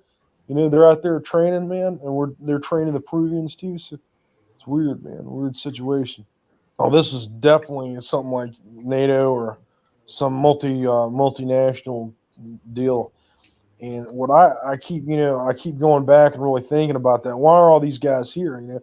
Why would the Chinese be concerned with drugs being smuggled or any kind of drug paraphernalia being smuggled into the States? I mean, personally, they're not. Our government are the ones that are importing drugs. I mean, but the fact, do I think that this command center? I think it was permanent. I think it's been in operation for a while. They had the big D, Delta Oscar Echo on the back of a couple of the guys were wearing like these rain jackets because it had been raining the previous day, and they were in there, and there were other guys that were wearing containment like biological suits. And it wasn't like that. It was more high tech, like those big jump suits that you zip up the back and you can like wear a breathing apparatus in there. Those guys, there was about 30 of them at least. And they marched right by me as I was being taken away. They were marching to get down into the cliff. I guess they were in there to check this thing out. What do I think happened? I think they went in there and they took everything out and they shipped it back home. I think the behavior of the people, this is routine, man. I mean, these guys are squared away. They know exactly what they're doing. They've been trained to do this stuff before. That was the atmosphere, the total professional, cold, unassuming nature. It's just, we're here to do a job and get the fuck out of our ways is basically the attitude. I was raised in a Christian home to believe that there was a God and that he created everything, the universe. And here they are, these creatures that I've never seen before, never come in contact with. And this happens, man. And it made me get almost crazy, not like suicidal, but I just couldn't. I had to like reevaluate everything that I knew. It's sort of like when you're personal narrative and told Santa Claus is real, and then you find out that he's really not. And the Tooth Fairy, it's like now that you know, there's no going back. There's no denial. There's no saying, well, this is, I didn't really see this, and I couldn't really deal with it. It was that what do I do? Do I tell people? But I mean, who's going to believe that a Lance Corporal in the Marine Corps in the middle of the fucking jungle is going to see an aircraft like this?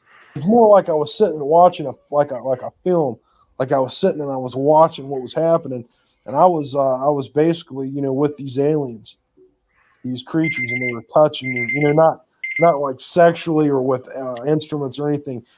They were holding my hands and they had their hands on me. They only had 4 fingers, by the way. What feeling did you It's like one's in It was a warm, like loving feeling, like you would have if you were with a family. Yeah. These creatures are like, I guess you could. They love Probably us. the closest thing I could say that they were like almost like angels. And if I had to, I'd go with them right now. I mean, I'd get. I feeling they get session with that, folks. I guess because of the pain of the experience and then the Marine Corps, that I just wanted to escape, and I was thinking about, being with these creatures a lot and wanting to go with them and wanting to get out of here, because these different agencies are just on their own. They don't obey the law. They're rogue. They're just off on their own. Do I think this is a project that goes up through the government and everyone has a piece in it? No. I think these guys just operate on their own. No one knows what they do. These guys, they're just off on their own. There's no oversight, no control. They just do whatever they want. They don't, and they're evil, man. These people are evil. Do I think it goes to Bill Clinton and to the Congress?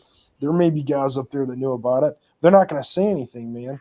If they say anything, they're through, For those of you who don't know, and I knew Marine snipers that I've heard other guys talk about it, and I've heard that these guys, they go on the streets and they stalk people and they kill them. I know that the Army Airborne snipers do the same thing. They use Delta Force to go grab these people and silence them by killing them. And maybe something else ought to tell. And if this goes on, where do they get the money to finance all this stuff? Well, very simply, either they're selling arms, they're selling drugs. Well, we've always been meddling in South America. That's something that we've always done.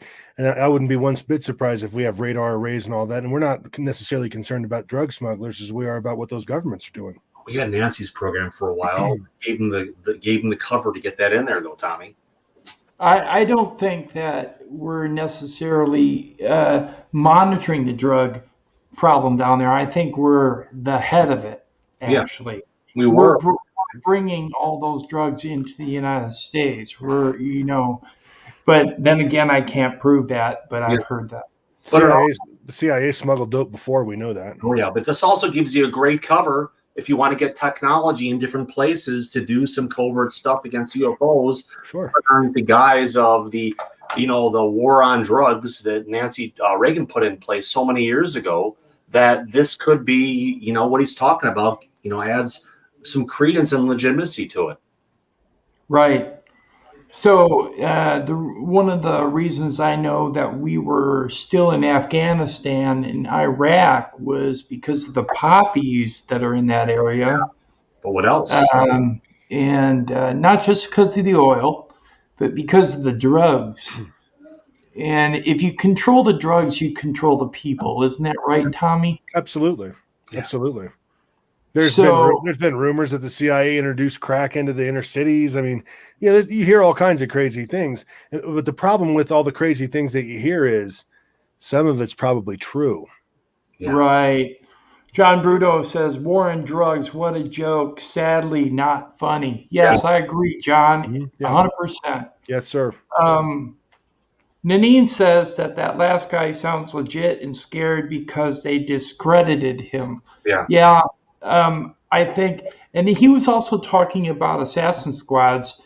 Yeah. Part of the military, going out and killing people that were disclosing what they saw.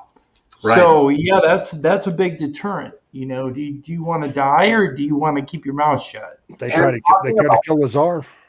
Yeah. And talking about the kind of stuff that he's talking about and everything isn't something that's going and bringing him fame and fortune. A lot of times when people talk about stuff, as we saw from the Raccoon Whisperer a couple weeks ago, that, when people do talk about stuff, there is this stigma and stuff that goes around it. So we're looking at someone who's talking about something that happened to him, not looking to make money off it, not looking to go ahead and boost his credibility, but just trying to tell the truth and bring it to light so other people can understand what's really going on. I think he's trying to just get it off his chest personally, because he's been holding it within him since he served in 97. I mean, when he got out, he was carrying that story with him. He wanted to express himself. He was afraid to do so, probably because of a non-disclosure agreement. And in regards to this situation, maybe he found an avenue to be able to disclose it. And the person interviewing him was Dr. Stephen Greer from the Serious Disclosure Project. So that may have given him a chance to disclose it. Yeah. Okay, Thomas. I can tell you from personal experience as a government employee, it's hard to talk about it when you're a government employee. That's the last thing you want to do, because number one, government employees are like children. They couldn't be more cruel to one another. That's just the nature of the beast when you work there. You're worried about the ridicule. And then you have to also worry about the fact that your employer's looking at you like you're a guy that sees UFOs. Is this guy credible? Is this guy sane enough to do his job in the government? And those are the things that you have to worry about. And they're real things. Those are very real concerns. Yeah, absolutely. Glad you're here. Glad you're here, Rebecca Turner. Good to see you. I see you in chat a lot underneath videos. It's nice to see you here again.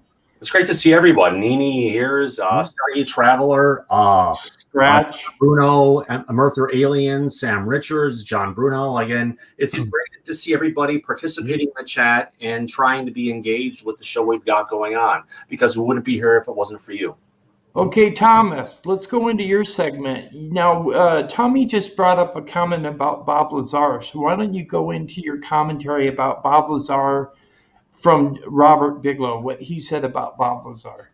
Absolutely. Well, there's a couple things about, I could start about Bob Lazar, but I guess but there's some more. Let's do that first. All right. So before the Bob Lazar stuff, George Knapp had an interview with Bob Lazar. There were another chunk of it. Actually, not Bob Lazar. He was in an interview with Robert Bigelow, and where he did talk about Bob Lazar and a whole bunch of other stuff. But this video just came out on YouTube in the last couple of days, courtesy of Mystery Wire. Now, one of the things that was cool that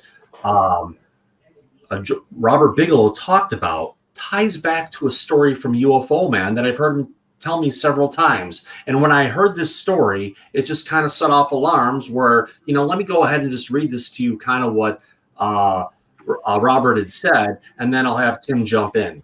So this is coming from Robert Bigelow. When I was 7 or 8 years old, I had the same stupid dream. I'm in bed, laying on my side, and I'm on a twin bed that's up against a wall in the corner of a small bedroom. And I'm laying there, and there are 3 somethings, some kind of monk clothing. Couldn't see any appendages. Couldn't see that there were some kind of arms. And I couldn't see faces, and I couldn't see hands or anything like that. If in fact there were people, and if they were about eye level, so I'm laying on my bed, they were kind of short, and they were there, and I wasn't afraid. And these dreams were the same dream about 6 times plus or minus or so. Now through the research again I've done for so many years, I would look back at this story. So this is something that hit Bigelow a bunch of times, and he's not sure if it's a dream or not, but he talks about these robed, cloaked individuals that he would wake up and see at the side of his bed, which really ties back to a story from UFO Man. Tim, do you want to bring us in? Well, before I do that, here's a picture of Robert Bigelow and what he looks like now. This is Robert Bigelow. He is the owner of Bigelow Aerospace in Las Vegas, which is this expansive, what you would call university. And he is known for this alien logo on his building. Which looks cool.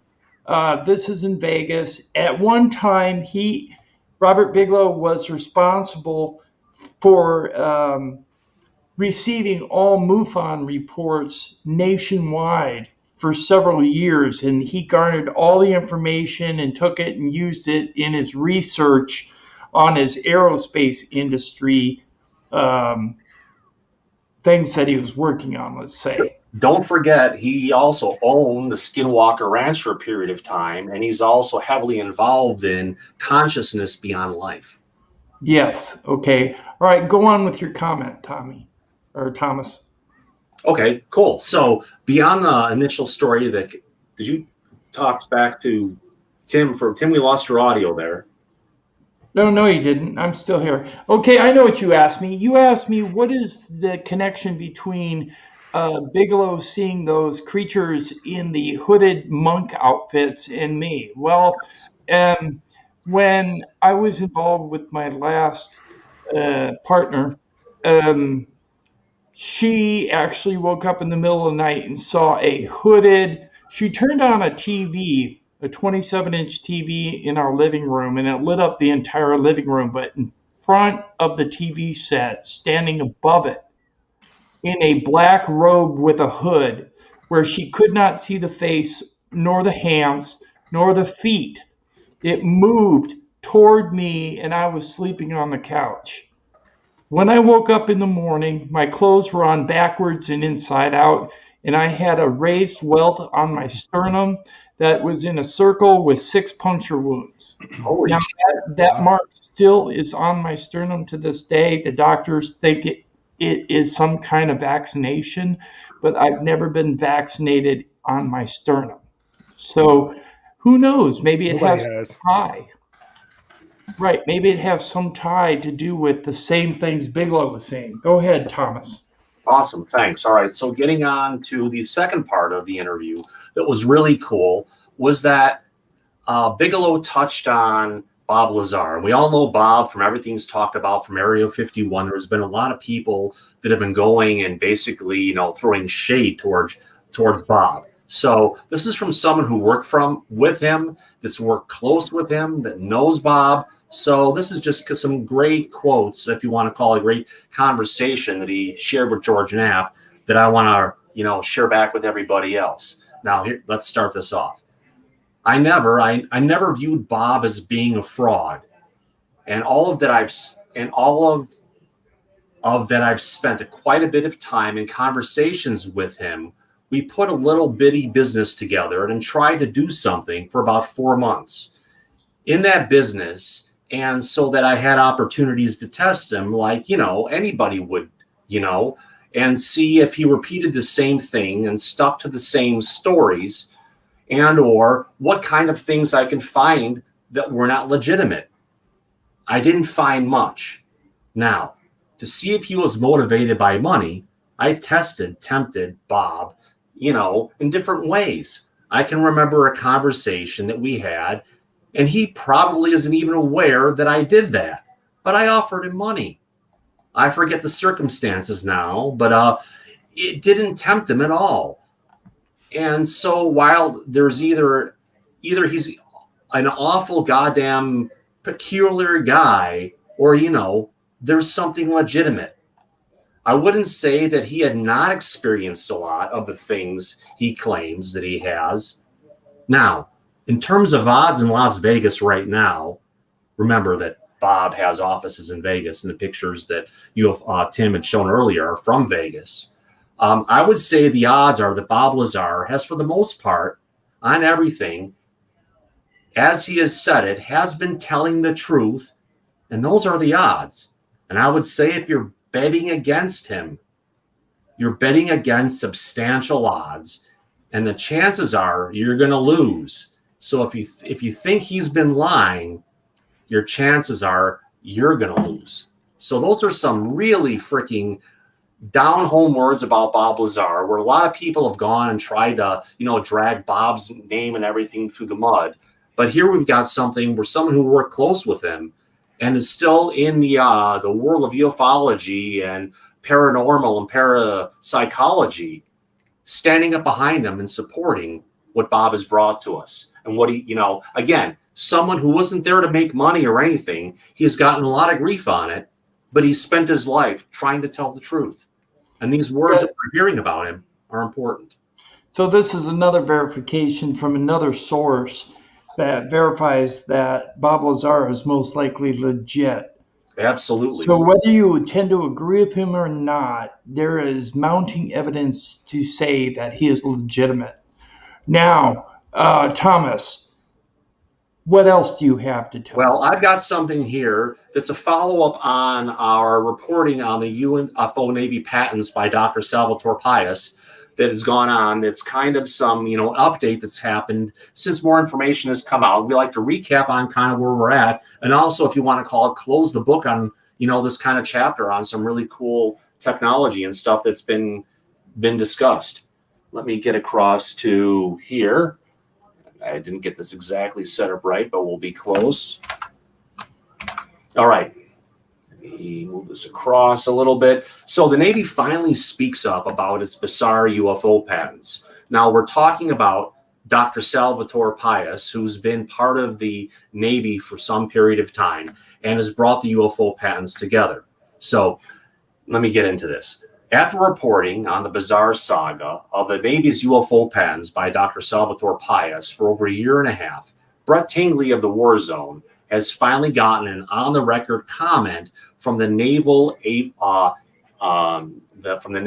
Air Warfare Center Aircraft Division, better known as the NAWC, about this scientist's seemingly out-of-this-world work and the service equally strange outright to support it. Now, as I reported my last piece last week, the science and technology branches of the Naval Aviation Enterprise and NAWCAD took a look at the theories of Dr. Pius seriously, enough to vouch for them to the highest level of patent examiners, that they were operational in nature. Now, they disclosed an investment of over $500,000, that's over $500,000 in funding that we're aware of, and over 3 years of effort into researching a single component of the Pius effect. Now, this is a method for generating high-intensity electromagnetic fields leading to breakthroughs in power generation in advanced propulsion. Although the Navy has responded to the inquiries related to the hundreds of thousands of dollars spent on the Pius's high-energy electromagnetic field generator, which is called let's call the HEEMFG. It's a great thing to say 10 times in a row. Experiments, along with other details related to it, requests for details of ongoing investigation into Pius's patent experiments remains classified. Now, the statement from the NAWCAD also raises a few questions about why these experiments were funded and supported so extensively by high-ranking scientists within the organization, and why these, again, were the only experiments to be declassified. Now, despite the fact that the NAWCAD says the experiments ended in September 2019 without proving the Pius effect, it could never have been achieved without including all of the necessary components that are part of the program's criteria, meaning the Pius effect involves something that spins around really fast and also has a vibratory element to it. Their experiments purposely left out that part of the program, and any discussion beyond of what they created doesn't exist. Classified. Absolutely. Now, in a November 18th, 2019 email to the War Zone, Dr. Pius asserted that his work culminates in the enablement of the Pius effect, and that as far as doubting subject matter experts are concerned, which these are all the people who are saying this isn't real, we're not going to have this. We always have the doubting Thomas, except not this one. My work shall be proven correct. So, as it sits now, the Navy has finally chimed in that one of its adventures into weird science has ended, or has it?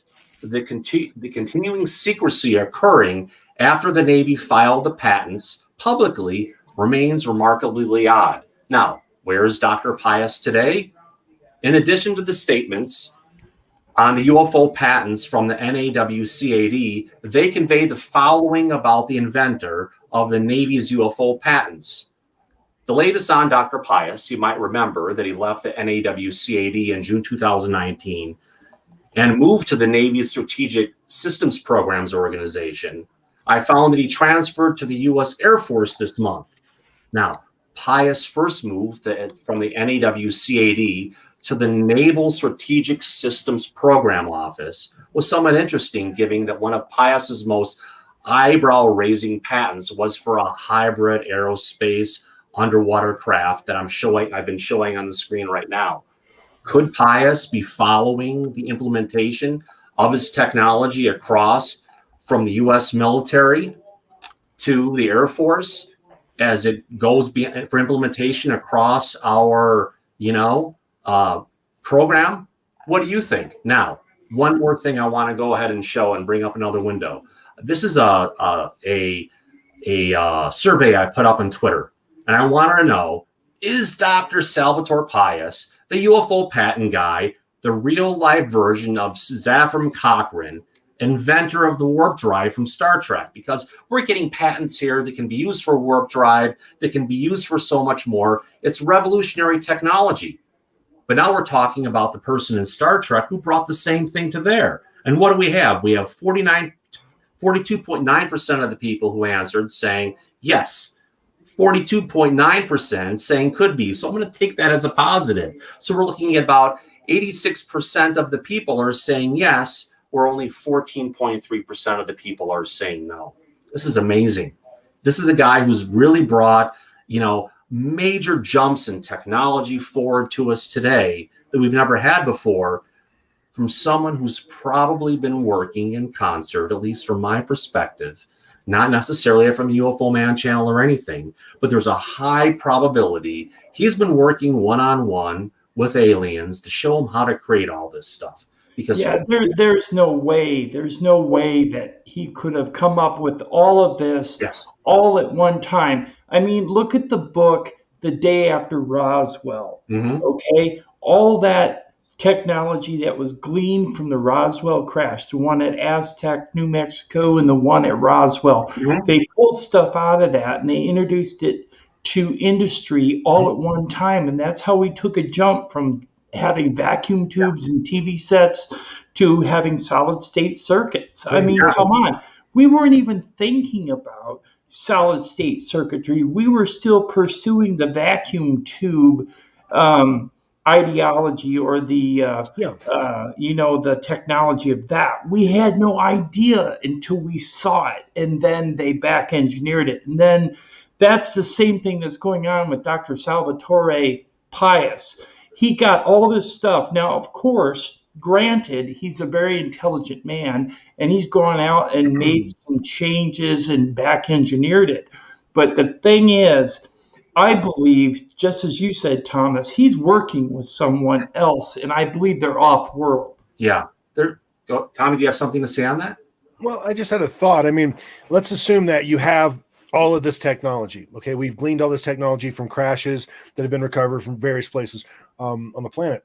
Now, if you're going to have all this technology and you're going to release it, and you decide to do a release of, let's say, a great deal of it at one time, then what do? Do you get a guy that do you create a person like Bill Gates, for instance, or someone, a titan of industry kind of thing, that comes out and actually delivers all of this technology at one time? I mean, I can see the government, I can see an advantage of doing that. Make this guy a figurehead or whatever of your release. Right. There's one thing I have, one small problem with that, as in the recent interviews that came out from Bigelow, he said all of our attempts to reverse engineer the technology that has come from alien ships has failed. Well, we probably can't duplicate their power systems, and there's probably so much that's just so far out of our reach. I was watching a Bob Lazar video yesterday, as a matter of fact, in preparation for my segment, and he was talking about how his theory is what they do is they wheel the technology out about every 10 years, work on it until that they get to where they can't get any further with it. Then they mothball the technology or the alien spaceships or whatever again for another 10 years. Then they bring it back out. Okay, what can we do with it now that we've learned more? 10 years in technology. I mean, it makes sense. Right. In regards to what you said, Thomas, what was it exactly you said? With regards to the patents being, what do you call it? Too much information to be coming from one particular person in a short amount of time, where you have all this major leaps jump forward in technology that we've never had before. Yeah, that's what I was saying about the day after Roswell. Yeah, okay. Can we jump from this over to the Black Pyramid? Yeah, that'd be great. Let's go ahead and why don't you go ahead and don't you have some images to show on that one, Tim? Okay, I have a picture, everyone, of something that is called a Black Pyramid. We think it may be a capstone to an actual pyramid during the Akhenaten Pharaoh's reign. This is it right here. It actually has Egyptian hieroglyphics on it. We think they are added, and the shape of the top of the pyramid was actually created on Earth. But according to what I understand, the material this black stone is made of exists nowhere on planet Earth.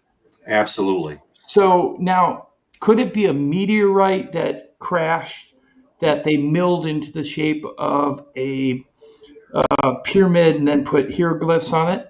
Possibly. It could be. But according to what we understand, Thomas and I, we talked in the locker room. It has properties that aren't common to meteorites. Right. What are they, Thomas? Well, I've got some details about talking about the whole thing. It's called about the magnetic Pyramidion black. Now, it took us more than 7,000 years to know the material of the Pyramidion. It's a long time. How long will it take to solve the remaining puzzles? This Pyramidion, which is something that basically is like the top of the capstone that would sit on top of the pyramid itself, is made of stone, black, but it's not an ordinary stone, because it's out of all the components that do not exist on the face of this earth. The iron stone black doesn't exist except in space meteors. And here comes the other mystery, because it's a very hard iron stone and a hard form to drill. So we're talking about a rock that's not found on this planet, or a mineral that's not found on the planet. And it's very, very hard. And anyone with their copper tools or different types of things to put things together, there's no way they would have the technology to deal with this. It's clearly been cut and polished. I mean, look at it. It's to a fine, almost a fine shine, really. Yeah. Right. How was it cut to that accuracy on the corners and deviations? And how did they refine the faces with that unique polishing? Because if you look at it, it almost has a mirror finish on it. And here's the third puzzle, which is how this very precise inscriptions were recorded on the sides of the Pyramidion. And they are Egyptian in nature, although the wings that are on the Pyramidion, and now let's go back to the image, the wings that are on it look like the reverse wings of the Anunnaki. Bingo, that's exactly the same. Kind of like the Anunnaki aliens with the wings. Now, I don't know necessarily if that's the case, but it does appear to be like that. Yeah. Now, the thing about it is how did they etch that on there? Now, there is a theory going around ufology circles and ancient civilization circles that they use the technology of sound manipulation. That sound cut the stone. That sound polished the stone. That sound did the etching. And there, you can use water to do etching. So perhaps you can vibrate sound to do the same thing. I don't know. What do you think, Tommy? I'll tell you, if I saw that, if you just created that last week and you showed it to me, I'd say that you laser etched that. That's what I would say. And as far as to Thomas's point, the perfect angles, and look at the shine on that. I mean, what did they use to polish something that hard of material, or really kind of any material for that matter? What did they use to do that? I mean, look at that. That looks like something that has been cut with a laser or some sort of incredibly modern technology, if you ask me. Yeah, right. Scope today, even to some respects. Yeah. Now, if we have come to the final mystery, which is that the stone black iron meteorite, thanks to its composition and components, enjoys a positive transmission of electromagnetic energy in its environment that makes everyone who approaches it, even today in the Cairo Museum, feel extreme psychological comfort, extreme serenity and energy. So it removes what you feel from pain in any area of your body. Now imagine this is put onto the top of a pyramid, and this tunes the frequency and the energy that's going on within the pyramid. Granted, that's, out there as a potential theory or something, but when you have something that has this much residual energy 7,000 years later, we have to look back and wonder, what was the real true purpose of these pyramids? Why were they being built? Or the capstones, which were like the battery for plugging in, because once the capstones were put on, the circuits were complete. Exactly. And on the Great Pyramid, isn't the capstone missing? It was a golden one. Yeah. And a bunch of them are all missing. And honestly, the entire surface of the entire pyramid was freaking broken off and hauled off to create mosques and other things. So the true structure, the true everything of the pyramids of what we have today, it's only a fraction of what it used to be. Right. Okay, Thomas, let's go on to the new particle that was discovered. Oh, this is a really cool one. So, and this ties back to, we've heard a lot from different ufologists, including Colonel John Alexander and many other ones. Even Lou Elizondo recently talking about aliens not just being from our current space and time, but being from another dimension. Now, scientists have proposed that a new particle that is a portal to the fifth dimension, the path to dark matter and other fundamental enigmas, maybe through a warped extra dimension that we're not aware of, according to a new study that proposes a new theory of the universe. Scientists want to research a hypothetical particle that can act as a portal to a warped fifth dimension that mediates the cosmic realms of light and dark. You'd be forgiven for assuming that sentence is a science fiction synopsis, but it is actually the mind-boggling upshot of a recent study that seeks to illuminate some of the most persistent enigmas in science. The existence of a speculative particle that could provide a natural explanation for the abundance of dark matter, which we can't find anyway, it's a hoax, folks. An unidentified substance that accounts for what people think is most of the universe's mass, when it's really just part of a plasma universe, and the most resolve intractable problems about subatomic particles known as fermions, according to new research published in January of 2021. This study adds that the presence of new physics can explain these fundamental mysteries by presenting a model of the universe with a fifth dimension that can be traversed by particles. We have been working on a similar topic for quite some time, said the scientific team in the email. Our motivation was to explain the possible origin in theories with a warped extra dimension.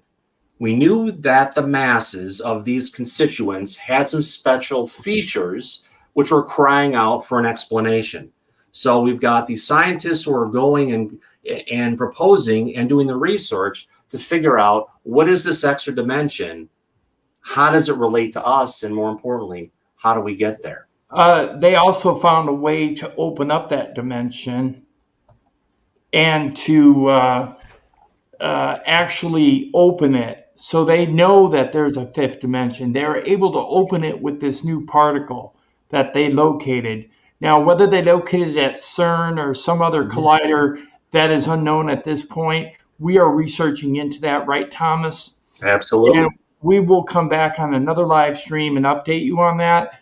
In regards to the particle, The reason why it's so important is if aliens are coming also from different dimensions and we are able to open a doorway, are we going to risk having them come in through the fifth dimension into our world? Now, a lot of people out there in ufology think of aliens as demonic.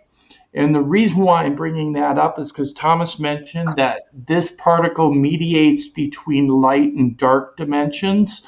And so perhaps we're in the light and the dark is the fifth dimension. And if so, is it a risk for us to use this particle to open that dimension? That's just something I had in mind. What do you think, Tommy? I think when it comes to that sort of thing, we're talking about the human civilization. We're talking about a species that we just mastered the calculator 50, 60 years ago. So, I mean, the digital calculator.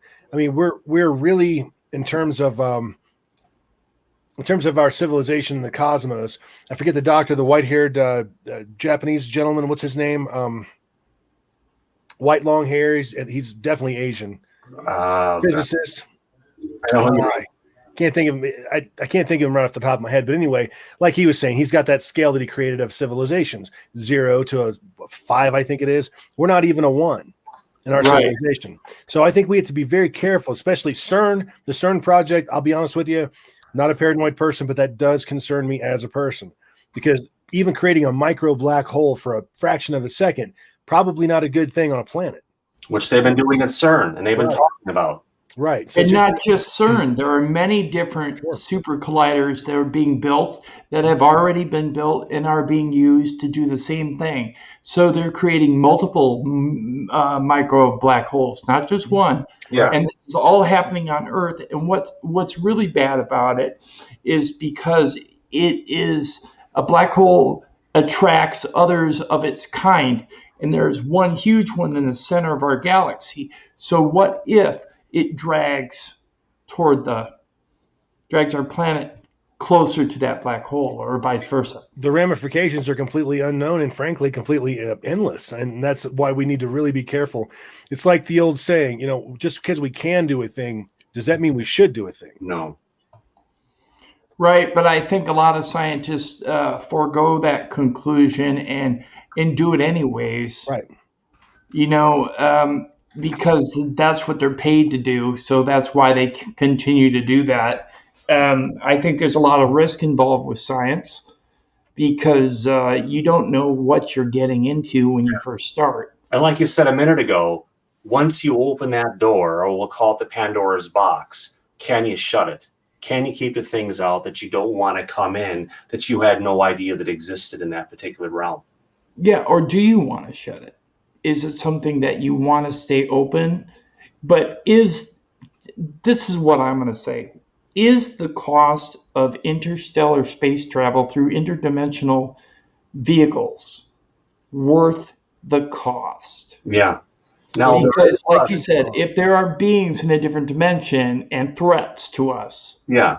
Now there are computers called the Demon Core, literally called Demon for a reason, because they claim that they're accessing an intelligence in the quantum realm to answer these questions, to answer these things. So this isn't a computer core that's there in quantum to go ahead and make something faster, like a faster version of the CPUs you have in your iPhone or your Mac or your PC. We're talking about something well beyond that. And they're not even saying that this intelligence is coming from us. They're saying it's coming from a demon within the quantum realm.